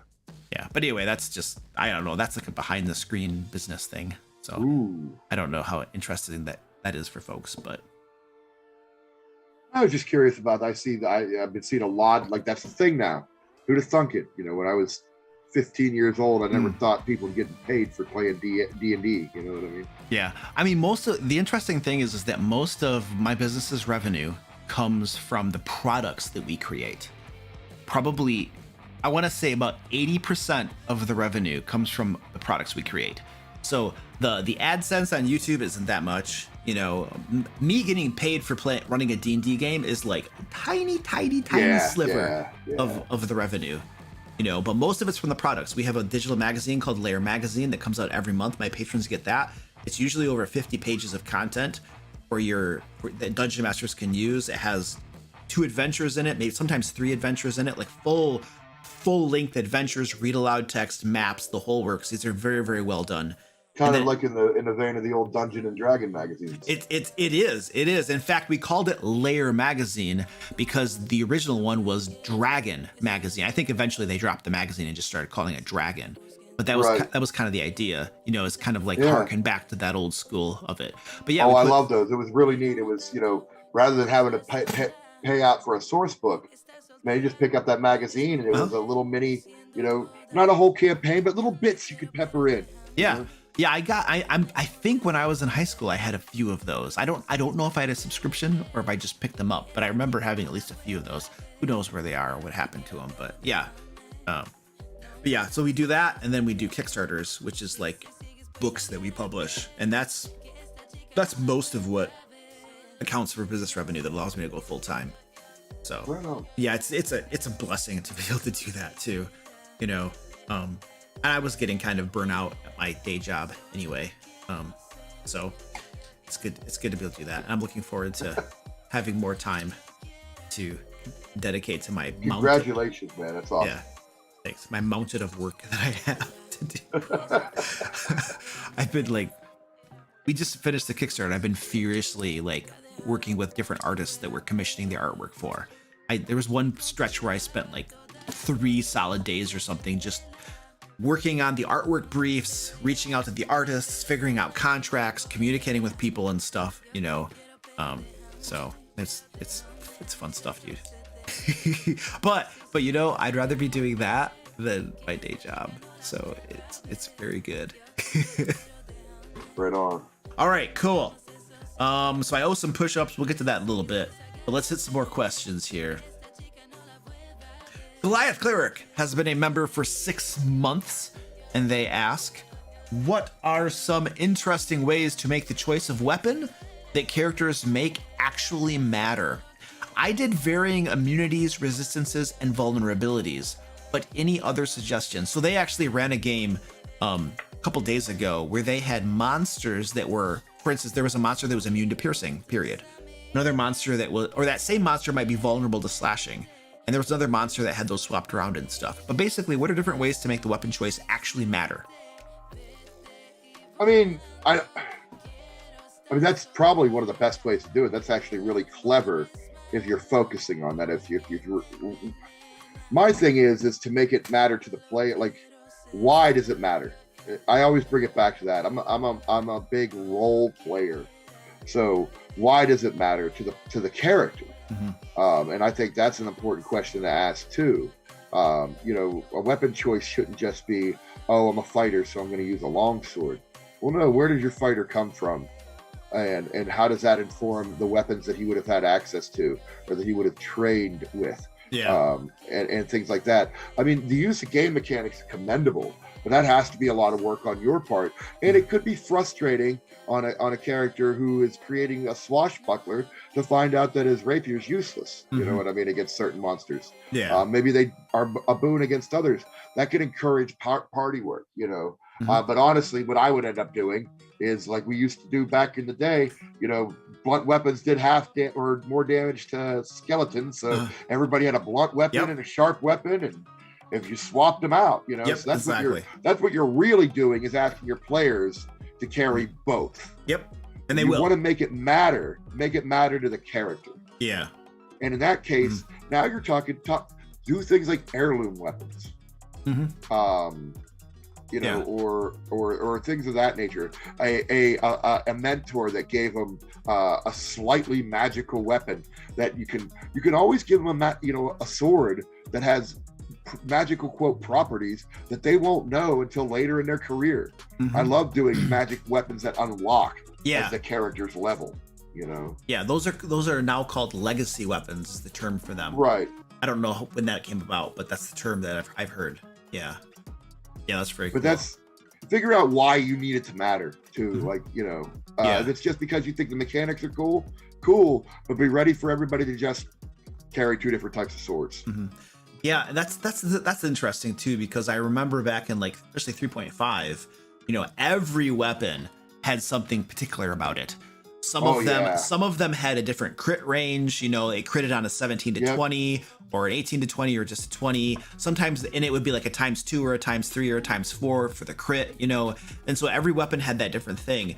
And it's like, that's cool, and I guess, and it makes your weapon choice a little bit more important, but I'm always going to pick a rapier in 3.5 because the crit range is like 17 to 20, you know, and it's a ×2 or a ×3, which is, and that's amazing, you know. But the other thing too is that when you get into the mechanics like that on a weapon choice, you know, it obviously there's some bog to the game when you got to change all that stuff up and you got to remember what it's doing and stuff. And it's not that bad, but it's a little bit more cognitive load.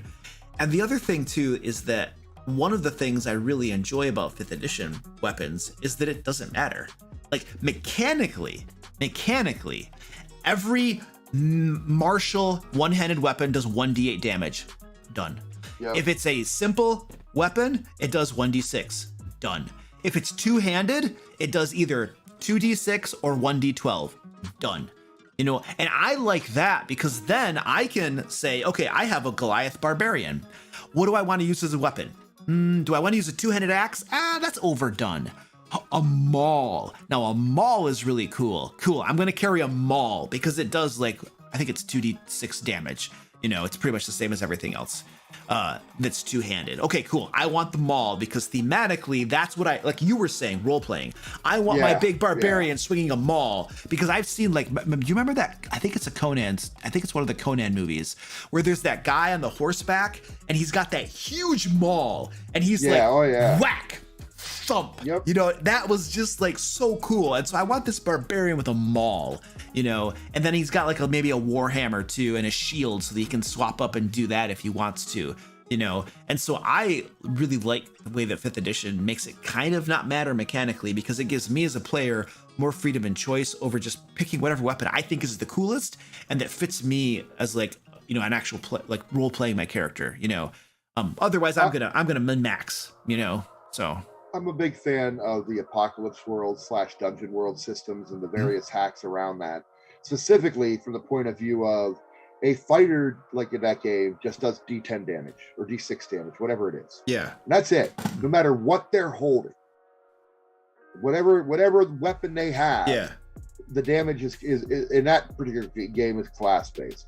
I really like to encourage people. Like I ran a game recently where I had a fighter using a whip as a weapon.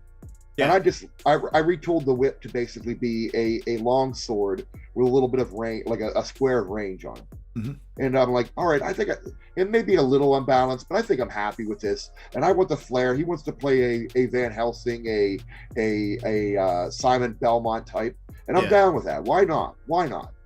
What do I care what he's swinging? You know, as long as he is making a memorable character, and that matters to him.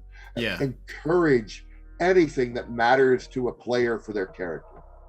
If they're getting engaged with it, encourage it. Yeah, that's cool. Hot Dice says in the chat, that was Conan the Barbarian. Just watched it 2 days ago. Cool.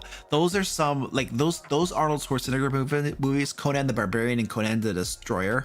Not only are the movies absolutely amazing, I love those movies, but the soundtracks, the music to them, it's some of the best D&D music you can play, like in your games.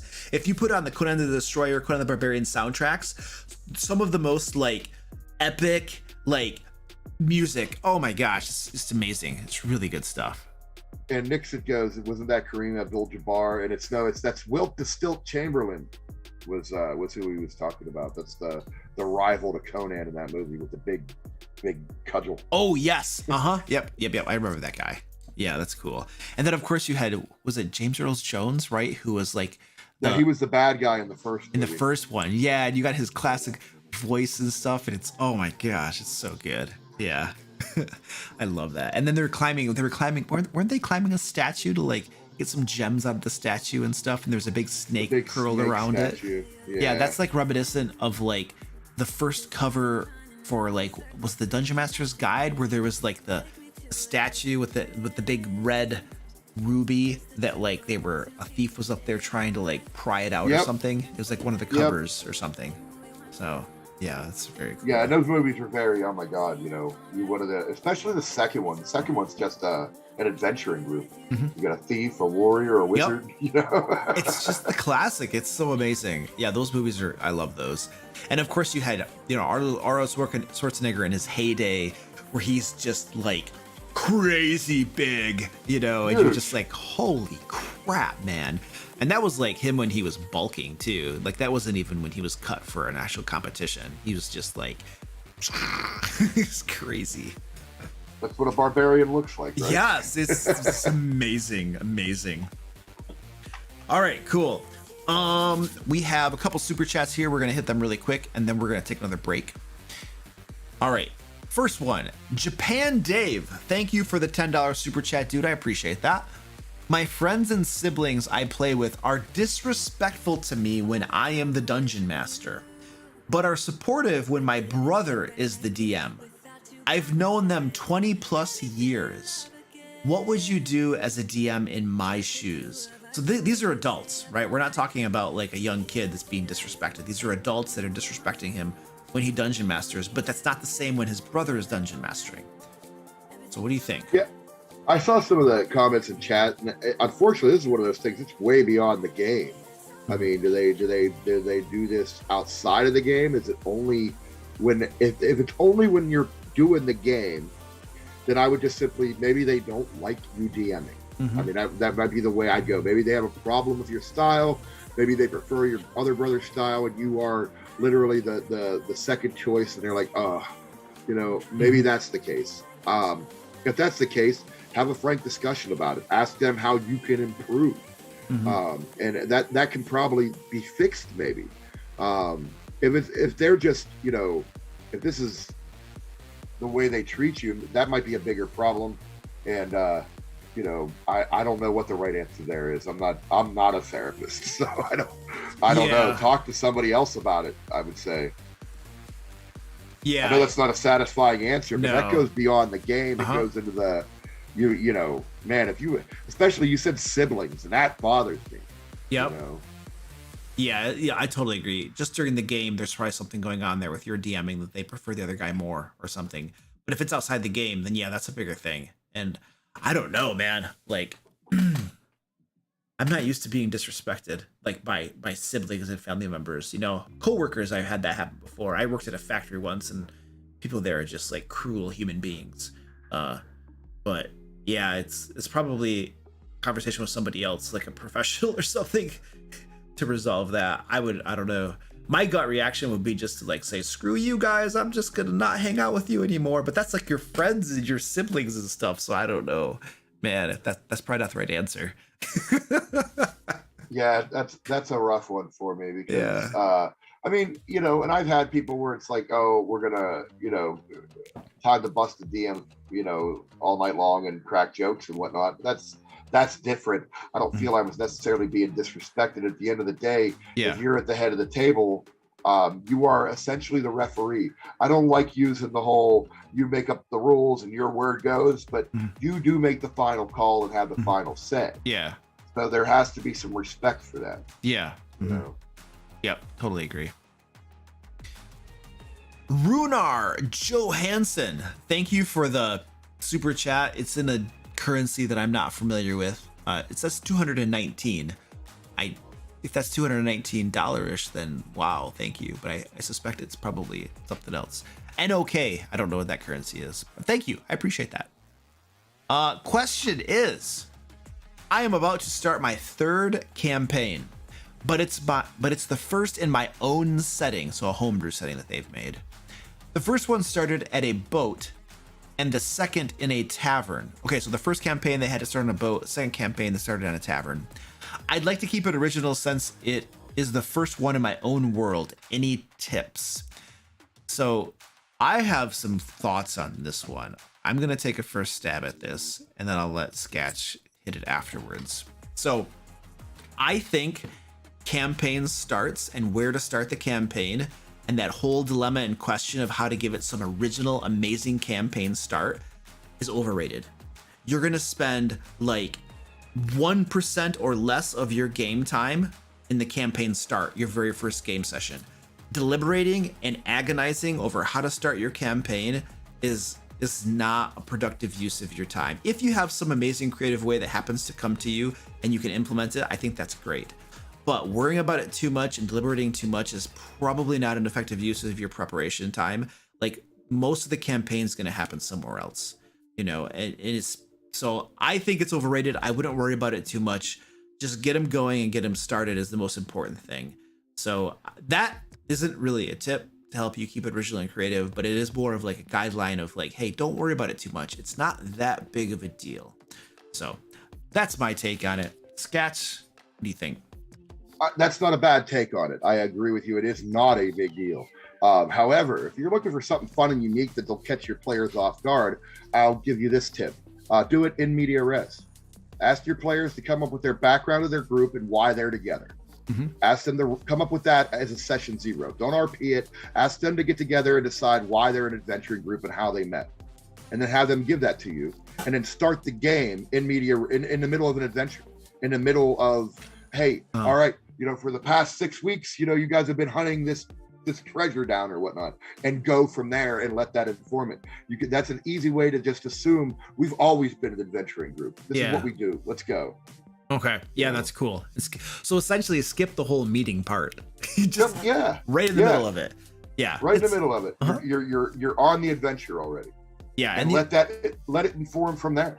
You know? That's interesting because I've noticed that in a couple movies I've seen recently where they start mid-adventure, they start mid, and you're already in the action. There's no like, let's meet the protagonist, let's meet the protagonist's friends and stuff, and let's meet this person over here and this person over here, and then let's slowly introduce the conflict and stuff. But they just start the movie off like, boom, you're in the middle of it, and you're like, wow, this is cool, and I don't know everything that's happening, but I'm sure I'm gonna figure it out eventually, you know.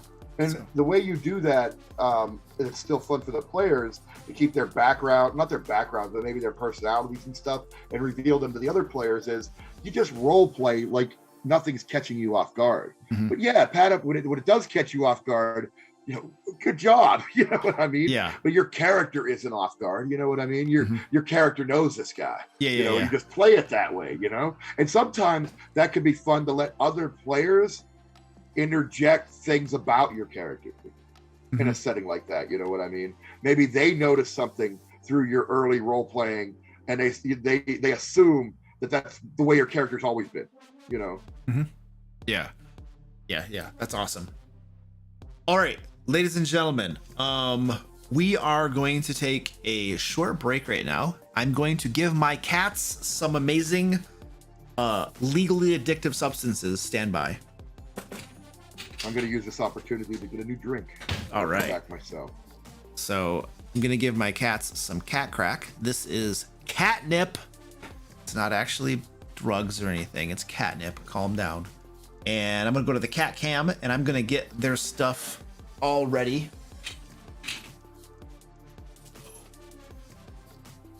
All right.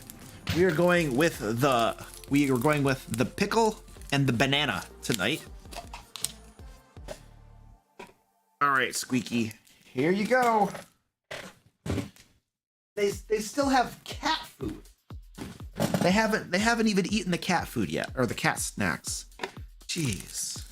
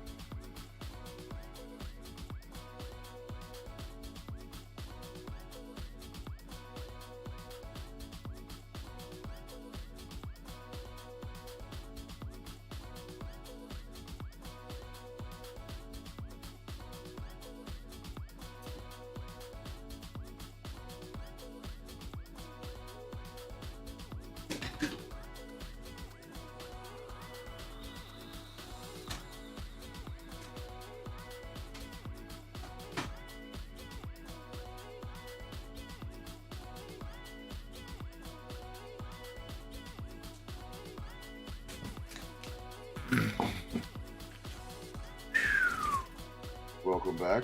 Thank you. Oh.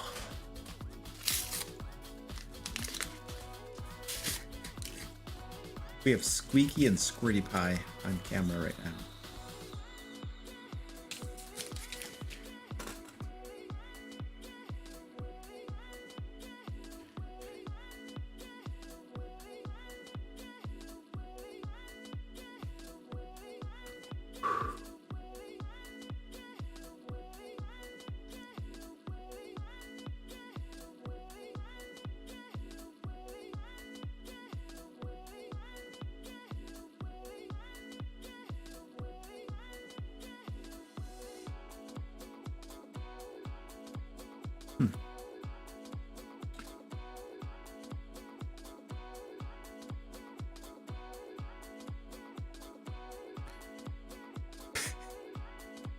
You're just gonna roll it down there forever.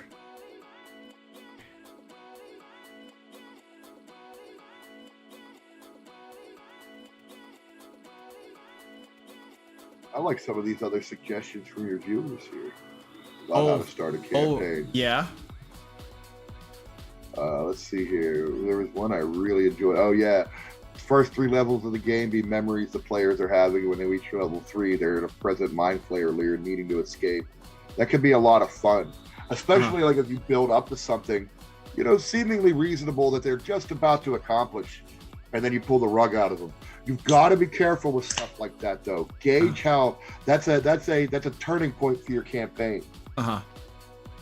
Gauge how your players feel when you pull a bait and switch like that on them. What was I missed that part? That when they're about to do what?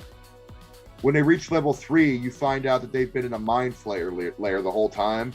And all this was memories. Oh. And now they're escaping from the mind flayer's lair. Like they've been, you know, their brains are being messed with. So the first 3 memories were just their memories. Yeah. And now, you know, you could have them doing something like, you know, let's say they're taking down an orc lair or something, right? Mm-hmm. And then right before they get to the orc boss, they wake up in the mind flayer's room. You know what I mean? Yeah, that's cool. You've been in here the whole time. Yeah, that's cool. Know? I like that. The idea of a twist. Yeah, some players might not like that, but I feel like a lot of players will think that's pretty cool. So if you have a good group for it, this one Nixit says is great. Start with a huge battle underway. When it ends, cue Teenage Wasteland and go, so how did you get here? And let the players narrate for a bit. If you have players that are capable of doing that, by all means. Mm-hmm. Yeah, that's cool. So, we should just get everybody. Not everybody can do that. Yeah. All right, here we go. I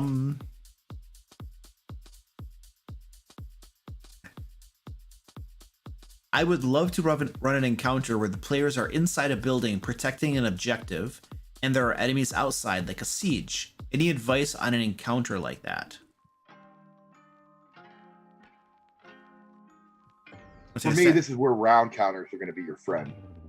So I normally don't like doing these types of encounters because they're a lot of work on the DM. Mm-hmm. But you're going to have escalating dangers that arrive at set intervals, or if not set intervals, you know the intervals. Mm-hmm. You've got to be ready to scenario. There's two ways I'd handle that. I'd either have it a set static encounter that I know, waves that'll come through, mm-hmm. or if you guys remember the game Left 4 Dead, they had their video game director that could ratchet up tension as needed. And I might do it like that, where I have encounter cards that I'm ready to go with. And as I need them, if they handle the first wave real easy, well, then I bring a second wave that's even harder than what I had called for, you know, mm-hmm. whatever I need to ratchet up the tension as needed based off the scenario. Mm-hmm. Yeah. Have it ready to go. Yeah, it definitely sounds like in a siege like that you would have waves of enemies, you know, and you would want to use whatever they're protecting to make it interesting. The waves would probably attack in different places too.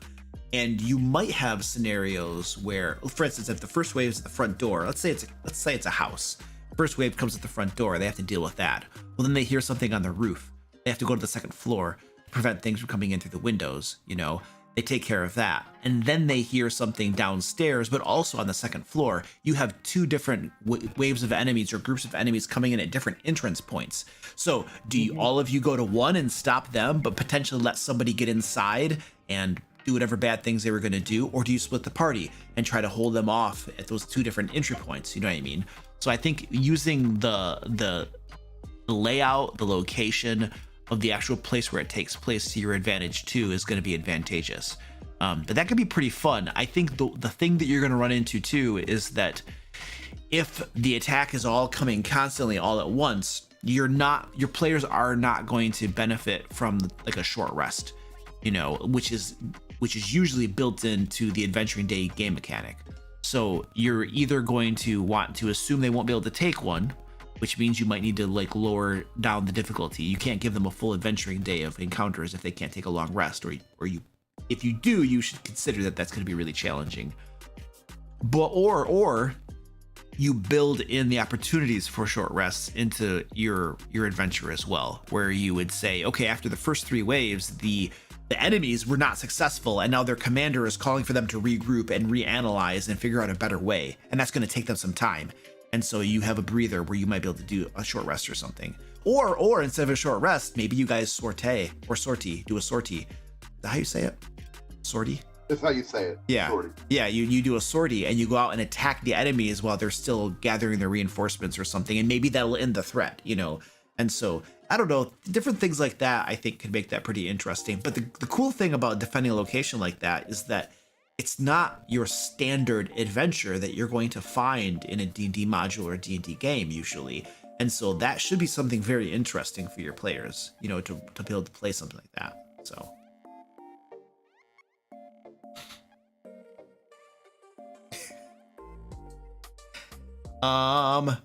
Matthew Chamberlain says, have you ever thought about starting another game for Ancient Dragons? I know that is not being considered right now. That's another D&D game that I would be running, and I cannot put that into my schedule. There's absolutely no way whatsoever. Japan Dave, thank you for the $5 super chat. Appreciate that. They say, thanks for the advice. Help me decide which monster should be my campaign big bad. It sounds like the options are a Beholder, a UNT Abomination, a Rakshasa, or a Lich. I'm gonna say that the Rakshasa is probably not utilized as much as the other ones. So that would be a pretty cool idea. I will say though that a Rakshasa, if you do not heavily modify it in 5th edition, it is a pushover. It is a chump, and it will die very, very fast. So you got to do some special homebrewery to Rakshasa to make it not die in like 2 seconds. But it can be very cool, especially with minions and stuff like that. So, what do you think, Sketch? Well, yeah, obviously that or perhaps the UNT are not used that often. Mm-hmm. Lich, Beholder are pretty standard D&D bad guys, meaning your players are probably going to know what's going to expect from them. The other two allow, like you said, the modification. If you modify a Lich or a Beholder too much, you're going to make your players mad because they want to use that meta knowledge a little bit. You know what I mean? Even though they shouldn't, they want to, and they're iconic, and you should probably let them. Yeah, right? You're like subverting expectations a little too much, perhaps, with iconic monsters. Yeah. Where with the other two, I mean, you can layer a class on top of them. Mm-hmm. Is this a Rakshasa caster? Is it maybe a cleric who's a zealot leading his own, you know, however you want to do that, his own, you know, crusade or whatnot. So there's all kinds of things you can add on top of that. Mm-hmm. And that's what I would do. I would use one of those and decide what their personality is, give them some class abilities based off that personality and toughen them up. Yeah, that's awesome. Yep, totally agree. Oh, you know what? I forgot. I owe push-ups. Hold on a second. Yes, I have push-ups I got to do. I'm going to do those really quick. Also, Grunar Johansson, thank you for the $5 donation to Stack Up. Very, very appreciate that. That was not an English sentence. That was some cobbled thing. But anyway, you get the point. Runar says, your content has helped me make my game more enjoyable for my players and me, and I will be forever grateful for that. You're very welcome, Runar. Thank you so much. I appreciate that.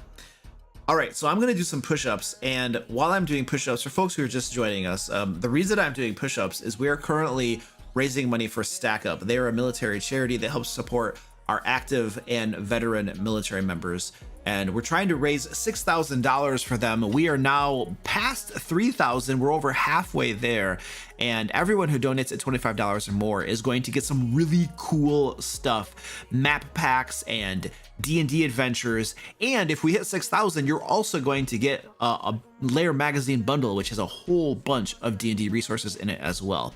So I'm going to do some push-ups because somebody donated $50, which makes me do push-ups. If you donate $100, you make me do a happy dance on stream live. And then if you donate $250, I will sing a song. So thank you folks for donating. I'm going to go do my push-ups. And while I do my push-ups, Sketch, why don't you just tell folks a little bit about what Stack Up does? Right on. Have fun with those push-ups. Oh, so yeah, Stack Up is a charity that uses video gaming to help veterans with their mental health, with the goal of preventing veteran suicide. We do this through a couple of different ways. We have our air assault program where we bring disabled and serving veterans out to all kinds of amazing events like Comic-Con, or even our new location out here in Los Angeles to show them a good time. We have our supply crates, which are boxes filled with all kinds of gaming goodies that we send to active duty troops and vets all over the world. We have our Stacks program, which are local volunteers that get out and do good in their community. And then we also have our Overwatch program, which is 24/7 peer-to-peer support through our Discord gaming server. If somebody needs somebody to talk to, Stack Up is your backup. Oh, nice. Stack Up is your backup. Nice. All right. I have to catch my breath now. Do push-ups, man. That's not fair. Runar Johansson. Runar Johansson, thank you for another super chat, dude. I appreciate that. They say, thanks for the advice, Luke, and thanks for the tip, Brian. I got the conversion now. It's a $23 super chat. Cool. That's sweet. Thank you. And they say that they're gonna go with your suggestion, Brian, for starting in the middle of an adventure. By the way, it's Norwegian currency, and 100 KR is roughly $10. By the way, thank you, Luke, for making me a better DM through your videos. You're very welcome. Thank you, dude. I appreciate that. All right. Another super chat. Josh Scorcher, thank you for the $5 super chat, dude. Veteran here. So Josh is a veteran, has a question, it sounds like. If the DM is a perfectionist, how would you help them understand that we're all here to have fun and to not sweat small mistakes? So it sounds like Josh is a player and his dungeon master is a perfectionist, perhaps. Or maybe Josh is the perfectionist dungeon master, I don't know. But how would you help a DM understand that? Let's pretend that you're a player, Sketch. I think it's really a matter of explaining that we're here to have fun, and if we're so, you know, I always look at like the Wayback Machine, man. If you make a big enough mistake that it's worth pressing the Wayback Machine, as it were, and resetting everything and doing it again, that's one thing.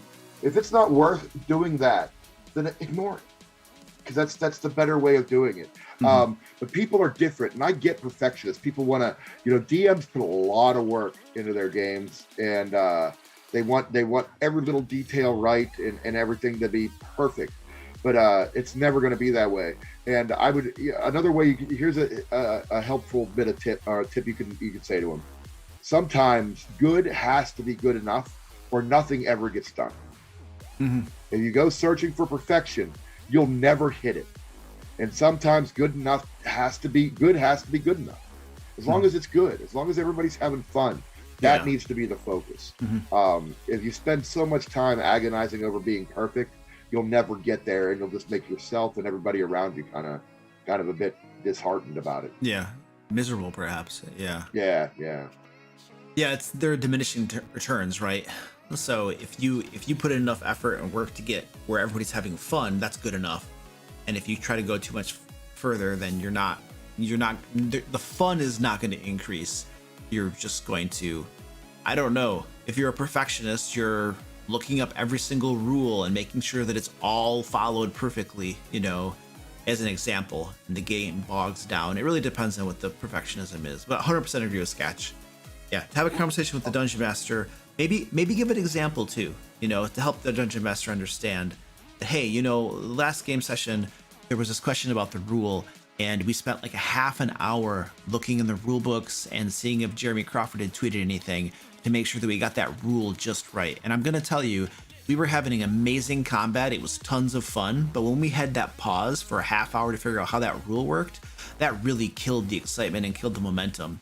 And as a suggestion, it would be cool if you could, as a Dungeon Master, just make a temporary ruling so we could keep playing and then look it up later and make a final decision after the game or something. That way, our fun isn't interrupted by that or something. So a specific example will help them understand kind of what you're saying too, you know? So. And for any of you DMs out there, if you ever get hung up on something like that, the best rule of thumb is make a decision, go on with the game. If players feel the decision was wrong, talk about it after the game and come to a consensus of how that rule will be handled into the future outside of play. Yeah. And that's the way it should always be. Players should have as much say over the rules of the game outside of the game as the DM does. Inside of the game, the DM has to have the final say, or you spend a half an hour arguing about it, right? Yeah. So the DM makes a ruling, everybody accepts it, we move on. If there's problem with it, we go to it after the game. Everybody puts their 2 cents in, and we agree as a group how we'll handle that situation later. Yeah, 100% agree. Yeah, during the game, just let the DM run it so you don't waste a bunch of time. But I love and that's getting buy-in from your players on rulings and stuff, I think is really important, because it helps them know that you value their thoughts and opinions and that you're not just being some like, I am the boss, this is how it's going to be. So you value their thoughts and opinions and stuff, and you're going to take it into consideration. And, you know, when they contribute to what that final rule is going to be, you know, then they're just going to be happier about it, you know, and the game is probably going to be better off, as opposed to having a group of players who feel like, oh, the Dungeon Master just is shoving his version of things down our throats and doesn't care what we think, you know, and that's just going to cause people to have, like, you know, bad feelings about things. And, you know, game's collaborative, not antagonist. Yeah. Yeah. Some Dungeon Masters don't understand that, though, and they think it's like Dungeon Master versus players, and my job is to win, whatever that means in D&D, whatever that means. Will you kill all the players off and have to start all over again? Yeah, man. Players are like cats. You know, I noticed you got that cat box there. Yeah, probably because your cats like playing with that more than their toys, right? They go they go into that box. Yeah. yeah. And I tell you, as a DM, every encounter you make, the players are going to be over there playing with some NPC that you had to make up at the last moment. You know, yeah. They're going to decide, because you put a quirky voice, they love him. Meanwhile, your well-structured campaign ending is going to be like, okay. Yep. You know? Dude, that's so true. I have absolutely found that there are 2 characteristics that I have found that almost always, not always, but almost always make an NPC a favorite of the group. The first is what you hit on, having a quirky voice. If you have a crazy, like, hello, I'm just a kobold. What's going on, guys? You have some sort of weird, funny voice. They're just like, whoa, this is cool. We like this guy. And then the second thing, for whatever reason, when you have an NPC that's kind of a moron, it's kind of stupid, you know, like they just like that. So you have a dumb ogre, you know, who's like, I don't know what's going on around here, guys. I don't know if I'm supposed to attack you or attack that guy. I don't know. The combination, if you have both a quirky voice and someone who's really stupid, dude, that seems to be a hit, like almost every time. I don't know if that's a general rule, but I've definitely found that is to be the case many times. I don't know why. So. Yeah, the voice definitely does it. I just recently did a game where I had an NPC that was basically the house was haunted, and they had been tortured by, haunted by the ghosts to the point where they were a little bit mad. And I would be doing it, mother, father, is that you? they're trying to question this person. And I'd be like, oh, I don't know where father, no, it wasn't daddy. Oh, what was your question again? Yeah. That's all it takes. Now they're having a ball. You know what I mean? Gary, where's Gary? Oh yeah, Hot Dice is talking about Gary the Intern. So Gary the Intern is one of my like famous NPCs that has shown up in like almost all of my games. He's basically a kobold, and this is how he talks. I just want to work for the corporation and do my best. I want to deliver value to the organization. And I'm just an intern now, but I know that you all have good company benefits and a 401k and stuff like that. And I'm willing to do my part and put in my time, and even if that means I get an arm chopped off, I'm willing to do it for the sake of the corporation. So that's like my Gary the Intern guy. So he's famous, I guess. He was almost every group that he shows up in, players love him. Now of course that people know about Gary the Intern, if Gary the Intern is introduced into a group, they're all like, oh my gosh, this is Gary the Intern. And so there's like a little bit of bias now, but originally when he was introduced, people loved him. But now that there's a precedent or something, people know about it. So it biases the results now, if that makes sense. Sure. Oh, sure. Yeah, I have a penchant of making a lot of my NPCs, especially on Roll20, because I love messing with the images. I'll make them famous people, and then I can't do celebrity impressions, so I'll do celebrity impressions badly. Yeah, you know what I mean. But I like the last game. They had to deal with a group of ruffians that were the Trailer Park Boys. Okay. And it was basically right off the show. It was those characters, and that was a group of bandits they had to deal with, who weren't really the bad guys. They had to get information out of them, but a bunch of morons. And as soon as they saw their pictures, that my group was laughing. And I can't do the voices right, but I can do them just enough that you might know who I'm talking about. Yeah, yeah. I'm horrible at impressions. I really can't do them at all, and I'm not good at. I think that makes it better, though. I think if it was good, it wouldn't be as good, Yeah. I totally. Yeah, makes sense. Where can you get great music to use in a game that is copyright free, especially sea shanties? That's a very specific type of music you need. My group live streams our sessions, and I try to avoid legal claims. So what I did is I have. There's Tabletop Audio. Yeah. And they have amazing ambiance music for almost everything, and it's searchable. You can find their stuff very, very easily. Now, what I did is I also had the same thing where I was streaming games, and I didn't want to use their music on stream without like their permission and stuff, make sure there wasn't a problem with it. So I literally emailed the dude at Tabletop Audio, and I told him what was going on, and he basically told me, hey, you know what? If you go become a Patreon at whatever price you feel is reasonable, then that's cool, and we won't worry about it. And you have my permission to use my ambiance music and everything in your games. And so I just became a Patreon of them, and I pay them, something. I don't remember what it was. I think I still actually am a Patreon of them. Yeah, I am. Yeah. Even though I don't stream my games anymore, I just never canceled it or whatever, but it doesn't matter. So really good music. Oh, go ahead. I'm sorry. I was going to say through Roll20, they have that. That's built right in there. Oh, that's Top Audio. That's true. And then also Kevin MacLeod in Compotech. A lot of great, just especially really good for, all right, ambiance is great. You want the ambiance, but maybe you do want a little bit of that background music. And he's on the more musical side. Very good theme music that you can have playing on the loops in the background on Roll20. Yeah.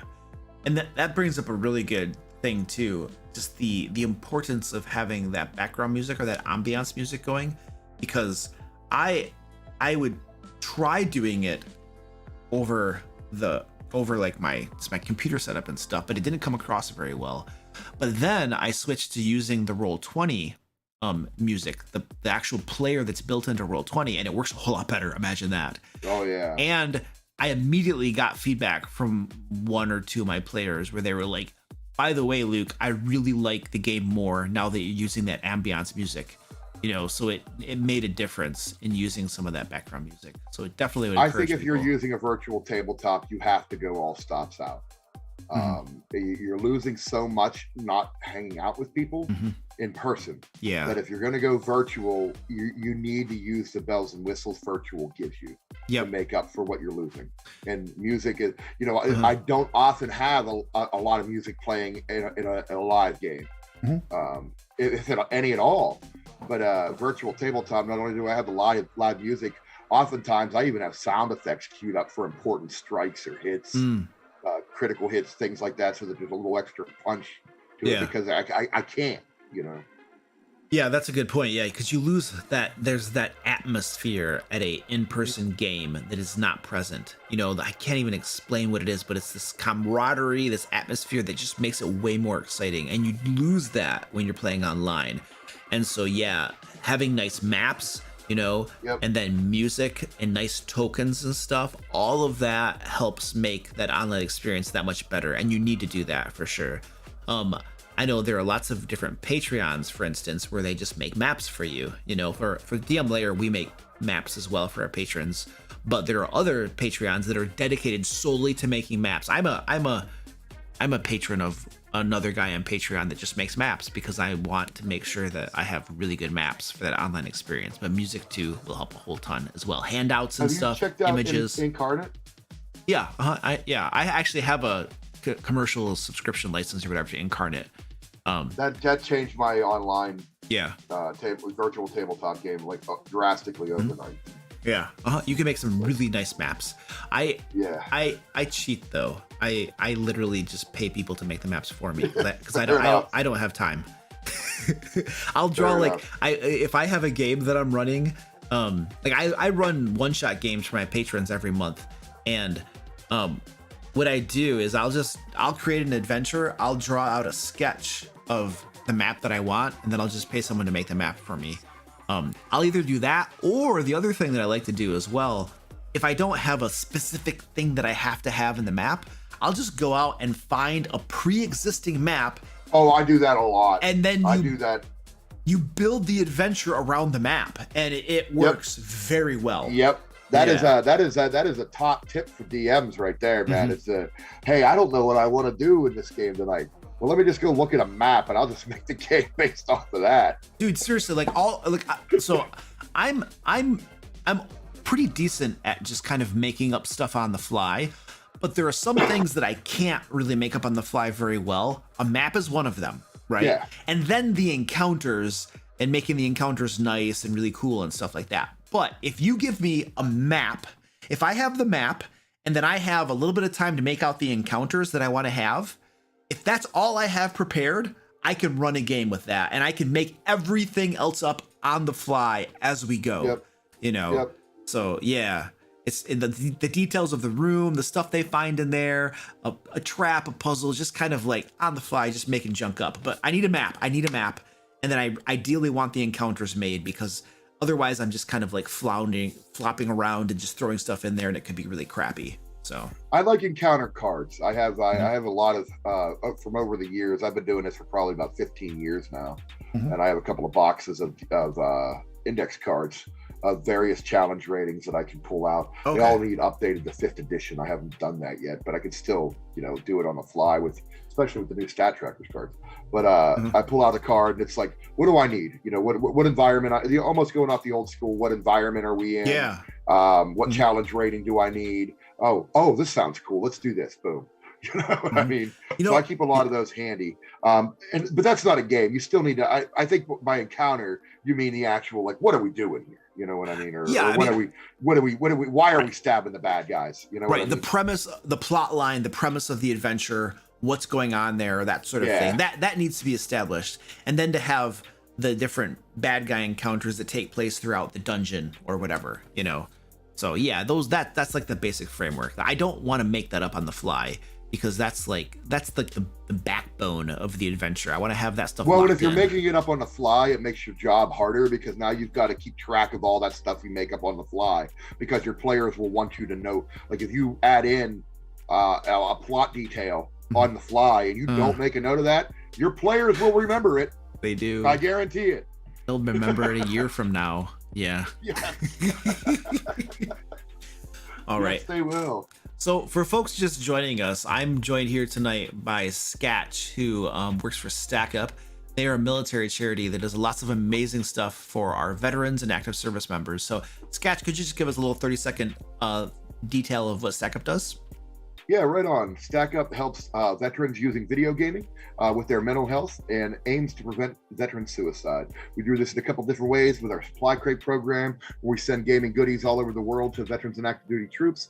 We have our air assault program, where we bring disabled, deserving veterans out to some pretty awesome events like San Diego Comic-Con, PAX, Gen Con this year, actually. Oh, sweet. And and our Stacks program, which are volunteers in their local communities, and then our Overwatch program, which is 24/7 peer-to-peer mental health support right through our Discord server for anybody who needs it. All right, beautiful. And our goal is like right above my head. You can see our meter. We are marching toward our $6,000 goal up here. We're halfway there. We're at like 3,240. And Mr. Gore just donated $25. Thank you so much, dude. I really appreciate that. So Mr. Gore and everybody else who donated $25 or more is going to get a bunch of resources for your games. We're going to give you a map pack with 50 maps in it that you can use in your games. Digital maps, all ready for Roll20, Fantasy Grounds, whatever. We're also going to give you D&D adventures, full fleshed out D&D adventures you can use in your games. And if we get to $6,000, which is our final milestone, everybody who donates $25 or more is going to get a bundle, a Lair magazine bundle of 3 back issues, 150 pages of Dungeon Master content to use in your games. We're going to give you a whole bunch of cool stuff. And if we hit $6,000, I am going to run a D&D game, a one-shot game, for the top 5 donors. You can see one of them right here. Dave Neal tonight donated $670. So that is so very, very cool. Awesome. Kirby, a couple streams ago, donated $500. So he's in the number 2 slot right now for donors. So if you want to donate, there's a link in the chat. You can donate and stuff. We'll be very appreciative of that. I'm really want to hit the $6,000 goal. Last year we hit 5,000. That was really cool. And 6,000. Now the great thing about 6,000 is if we hit 6,000, Stack Up will donate this like gamer PC. What's the name of? You guys have a special name for it. What is it? Vetrofit. A Vetrofit PC. They're literally going to give a PC to a veteran so that they can, play games. But not just that. Like a PC does a whole lot of things for you. Having access to the internet and a PC can just change your life too. So we're gonna get to 6,000 so that we can do that, and it'll be very, very cool. All right. We're going to get back into questions here as we draw to the close, almost the close for tonight. But I also want to let people know about LairCon 2022. If you haven't heard yet, we have begun putting on a yearly convention. Our first one was last year, and we're doing it again this year. There's a link down in the chat if you want to get more information about this year's LairCon. Essentially, it is in Pensacola, Florida on October 7th, 8th, and 9th. It's a very small convention. Ticket and space is limited, so if you are interested in going, I would definitely check that out. I will be there. Several of the team members who work at the DM Lair are going to be there as well. We're going to be running D&D games and different things. We're going to have workshops, panels, fun events, and stuff. So it'll be very, very cool. So I hope to see folks down there. Okay. Daniel asks what service you were in, Sketch, like what military branch? I'm actually one of the few civilians that work for Stack Up. Closest I ever got, I like to tell people I was in Air Force ROTC in high school. So you're welcome for my almost service. That's about as close as I got. No, I'm just lucky to be able to work with these guys and help them with their mission. I'm the marketing brains they need. So yeah, that's awesome. That's so cool. My brother, I haven't served either or anything, but my brother he's a National Guard, and he was deployed once to the first time it was both had to do with Iraq, but the first time he was in Kuwait, and the second time he was in Iraq. He might have been at the Baghdad base. I don't remember exactly, but the first time when he was in Kuwait, like he literally was they lived in these little bubbles, right? Because it's so hot. It was air conditioned little bubble, I think is what they call them or something. I don't know, a little dome type thing. And he said his work shifts were 12 hours, and then when he wasn't working, he was literally just playing video games. Like you could, on street vendors there, you could just buy video games Xbox 360 or stuff like that, like super cheap. So that's like what he passed his whole time just playing video games, I'm sure. World of Warcraft probably as well, if he could get a PC. So PCs are a little hard to actually maneuver around as opposed to consoles. Yeah, but because they're more demanding. You know, they're more precise. They're not it's a box. You know, there's components in there that can get hurt. Yeah, you know. I don't know that he had a PC. I know he's a big World of Warcraft person, but I don't know that he had a PC or a laptop or anything with him. But he was definitely playing console games. Yeah. And yeah, I mean that's the whole reason for our mission. So many post 9/11 veterans, specifically, are gamers. You know, if you grew up in that age, you grew up with video games, and that's how we blow off steam. You know. Mm-hmm. Yeah. Yeah. Exactly. All right. We have a $5 super chat from Japan Dave. Thank you, Japan Dave. Is just like, all right, another question, another super chat. Let's go, boys. Japan Dave says, one thing I really struggle with is being indecisive about my campaign, the big bad, lore, everything else. How do you deal with indecisiveness? Sketch? Write it down, and save it for later. Like, I don't think you don't have to be indecisive. Just do it all. You know, there's always going to be another campaign. There's always going to be another game. Yeah. So if I have a really cool idea, and I decide, hey, maybe it's not going to work here. You know, I may have 3 different ways I want a campaign to end. I'll flesh out all 3 different ways and decide which one I like best, and then I'll save the rest for another game. Yeah. You know, that's really how I, you know, rather than getting indecisive, it's all content. So just hold on to it. Yeah, that's cool. My take is just pick one. It doesn't matter. And why doesn't it matter? Because your players won't know the difference. Your players are never going to know that you had 5 cool things and that you picked one. And they're never going to be like, Japan, if you had picked the other one, it would have been a cooler game. You know, they have no point of reference. Whatever you pick is probably going to be really cool and really fun. So I wouldn't sweat it too much. Oh, definitely not. You know, that's the best thing as a DM is they don't know. Mm-hmm. You know? Yeah, they don't know. They don't know they don't know how cool it could have been, or how worse it could have been, because you'd have no point of reference. Josh Scorcher, $5 super chat. Thank you, sir. And Josh says, thanks for the advice, guys. Next. My players plan on bringing in a lot of hirelings into a mega dungeon. How do I prevent the game moving slowly? Sketch, any thoughts? Don't let them bring a lot of hirelings into the dungeon. I mean, I guess that's the number one answer. Why are you letting them do that? Where are they hiring them from? Yes. You know, sounds pretty dangerous to me. I don't know if I'm following a group of adventurers into no dungeon. You know, that's what I'd have those hirelings tell them. Not for no gold, you know. Yeah. If you do want to give them a few, the golden rule is everybody have your actions ready to go while the player in front of you is doing their actions. So you just got to reinforce that around the table. If you come to somebody, you know, and I've had games like this, if you come to somebody and they give me more than 2 next initiative, you know what I mean? Because we can't bog down. Yeah. And there's no reason if I have 5 other players that you can't figure out what you want to do by the time I get to you. Yeah, 100% agree. That if is, you're really hell-bent on letting them have it, you know. That's one of my biggest pet peeves as a dungeon master is players, you get to their turn and they don't know what they're going to do. It's especially bad with spellcasters, you know, deliberating between spells and crap like that.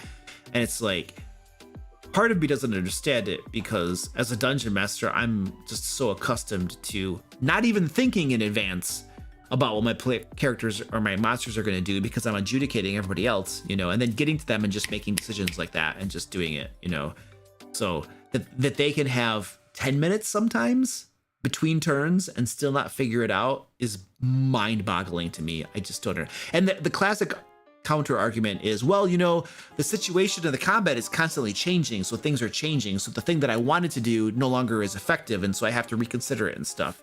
That's what I'll hear, you know. So, but yeah, I guess that's true. The new game I'm going to be launching, I'm going to be experimenting with group initiative. And that means that they just roll, whoever has the highest initiative rolls for them, and the monsters roll 1 dice, and they go on they all go at once. And they can tell me how they want the abilities to fire off. You know what I mean? But I'm also going to be carefully monitoring how much time they're taking talking amongst each other. Yeah. But what I'm trying to get out of this is the specific, this is a team that works together. You know what I mean? So they know how each other fights. They know what each other should be doing. And I'm going specifically for that feel. So we're going to see if that works. I don't recommend anybody do that. You know? Yeah. Along the lines of what you said of why you're letting them take all those hirelings in there, that's the first line of defense. It's like going into dungeons and doing the things adventurers do is extremely dangerous. Normal people don't do that. They don't. Like, town guards don't go in there. Low-level people that might be hirelings don't go in there. Like, you're not going to find a whole lot of people that are going to do that. And the gold's not going to be a motivating factor, because if you're dead, the gold means nothing. And the other thing is, even if you do have hirelings that go into the dungeon with them, let's say that you have 5 hirelings that go into the dungeon with them. Well, and they're almost assuredly less powerful than the actual player's characters. The first hireling that goes down and bites the dust, the other 4 are like, whoa, that guy's dead. Are we going to keep going? And then if the players don't use Revivify and resurrect the dude and get him back, the other hirelings are like, but wait a second, you resurrected the wizard when he died in the last encounter. Why don't you get the hireling back? Why don't you have more diamonds? What's going on here? Dude, by the time the second hireling goes down in that adventure, the other 3 are gone. There's no stinking way they're staying. They're all just like, we're done. Goodbye. Thank you very much. This is not what we wanted. You know? Yeah. A big thing to remember is that your player characters, PCs, are superheroes. They are not normal people. They are literally better than your average guy or gal. They have supernatural and superhuman abilities that other people do not have access to. You know, when you said the town guard don't go into gun, heck, the captain of the town guard won't even go into touch. Yeah. You know what I mean? He's not a supernatural. You know, any fighter, a level 1 fighter, should be, in theory, more powerful than the captain of your guard. You know, because again, he's a hero. There's something different in that, unless you're running a different kind of game, right? Yeah, totally. So I think, just thinking it through realistically like that solves part of the problems. And you know, the players might complain and be like, well, we don't know if we can do this dungeon without a bunch of hirelings and stuff like that. And sometimes the way to have that, to solve that, is to simply have a conversation where you're just like, look at you guys, the game is designed to be winnable. Like, that's the premise of the game design. Most things are winnable, you know, and 5th edition especially makes it so that it's almost impossible to lose unless you have a true TPK, you know. So if there's a dungeon out there, you could, now it depends. Some dungeon masters do it differently. All games are a little bit different, perhaps, you know. But if the games are designed to be winnable unless something crazy happens, then if your players are always just tentative and don't want to do anything because they're afraid and they want to get a bunch of hirelings and stuff, maybe a meta conversation is necessary to just be like, guys, calm down. It's going to be okay. It's a game. It's designed to be won. You know, that's just the way they made the game, you know, so. Yeah, again, you know, try and prevent that antagonistic relationship. You know, if I have players reacting like that, if I have players that are hesitant, you know, I look for warning signs. If I have the warrior being hesitant to charge into battle, if I have players playing against archetype because they think a trap's going to get them or something, I'll step back and go, are you getting that vibe? Because that's me then, right? Because you obviously don't trust me to run a fair game, which is what I'm doing here. I need you guys to want to adventure. Yeah. So otherwise, what are we doing here? You need to trust me to run a fair game. But the way that works is I got to trust you guys to sometimes run headlong into danger. Yeah. Even though you as a player know it, you know? Yeah. But that's part of the fun, Yep. right? Like, trust the DM is not going to whack you. I don't mean play your character smart. Don't blindly step into traps. But sometimes, even though you know the DM's going to get you, let them have it. You'll have more fun for it. Yeah. And, you know? and I don't know. I suppose there are probably dungeon masters out there that get some sort of weird joy out of killing players' characters and, you know, and stuff. But I suspect that for many dungeon masters, it's not enjoyable. I know that I don't get any pleasure whatsoever out of killing a character. And I especially don't want a TPK to happen.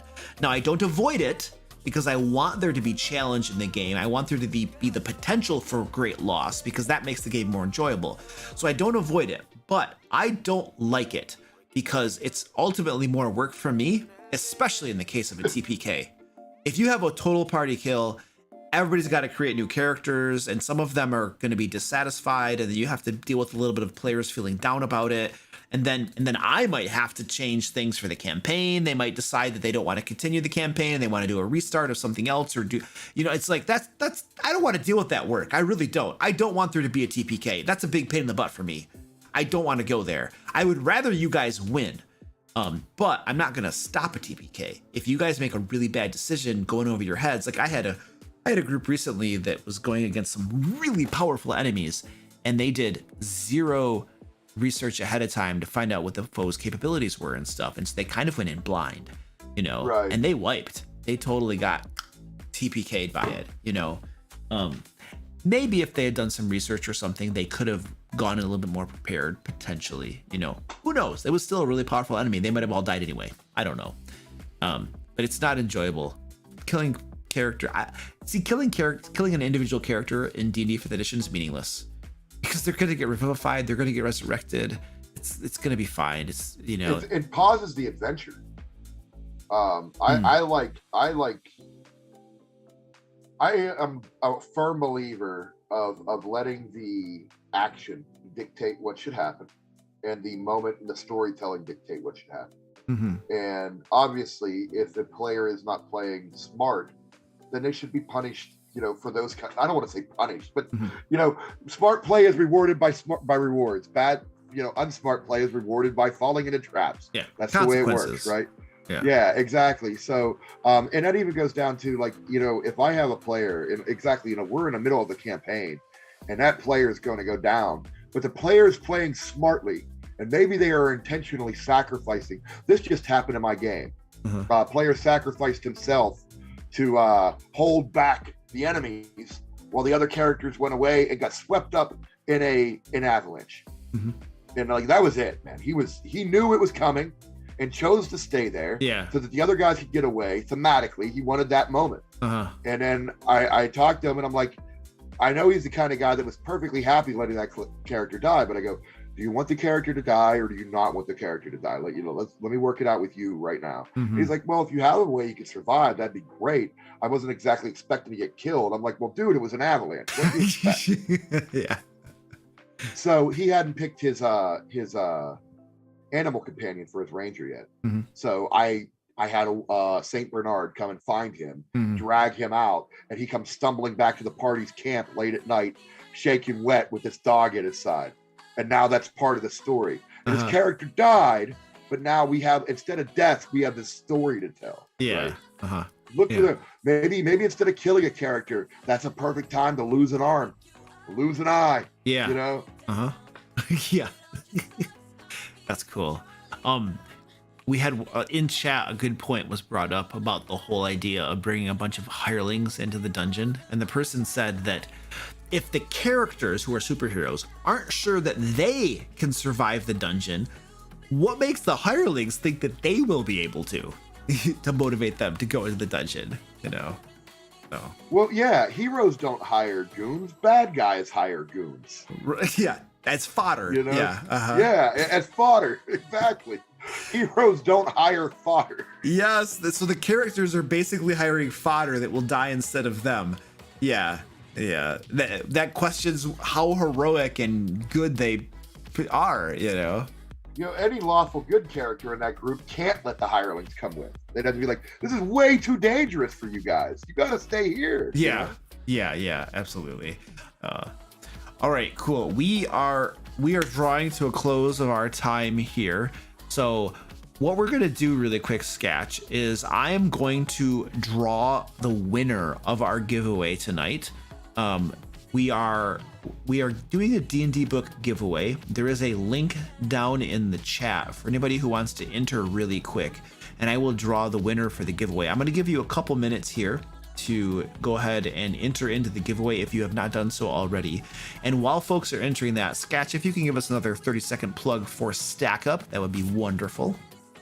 Yeah, right on. Again, Stack Up is a charity, a veterans charity that helps veterans with mental health through gaming.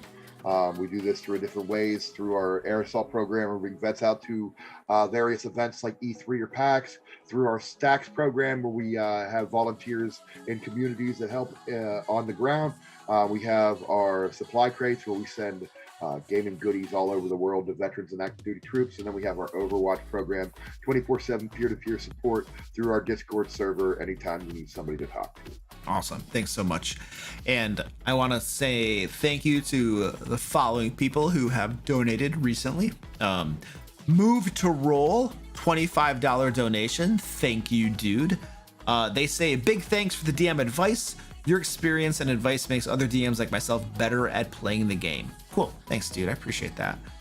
And Frederick Huber, thank you for the $25 donation, dude. And Fred says Navy vet. So Fred was in the Navy. Very nice. I had both of my grandpas were in World War II. One was in the Navy, the other was in the Air Force. I have no idea what they did. I just know that that's where they served. All right, we're gonna draw the winner to the giveaway now. So I'm gonna do that. I'm gonna click a couple buttons.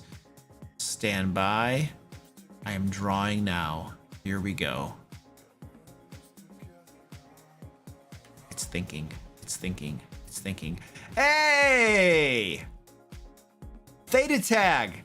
Sean, dude, you won, man. I don't know if you're still in chat, but you won the giveaway, dude. Theta Tag is one of my players in one of my games. So congratulations, dude. I'll send you an email. We'll get you hooked up, buddy. Oh, he just sent a super chat too. Cool. Thank you for the super chat, man. He says, how do you handle character deaths in a one shot if the party can't bring them back up? Yeah, that sucks. I mean, that's the players shouldn't be able to see your die rolls. That's all I'll say about that. If you have one evening and you know that 2 hours into a 4-hour game, somebody's going to go down, maybe don't have them go down. Find another way to make it, have them go unconscious. But as you said, I mean, it's really, really hard to have that total wipe in 5th edition. You know what I mean? Yeah.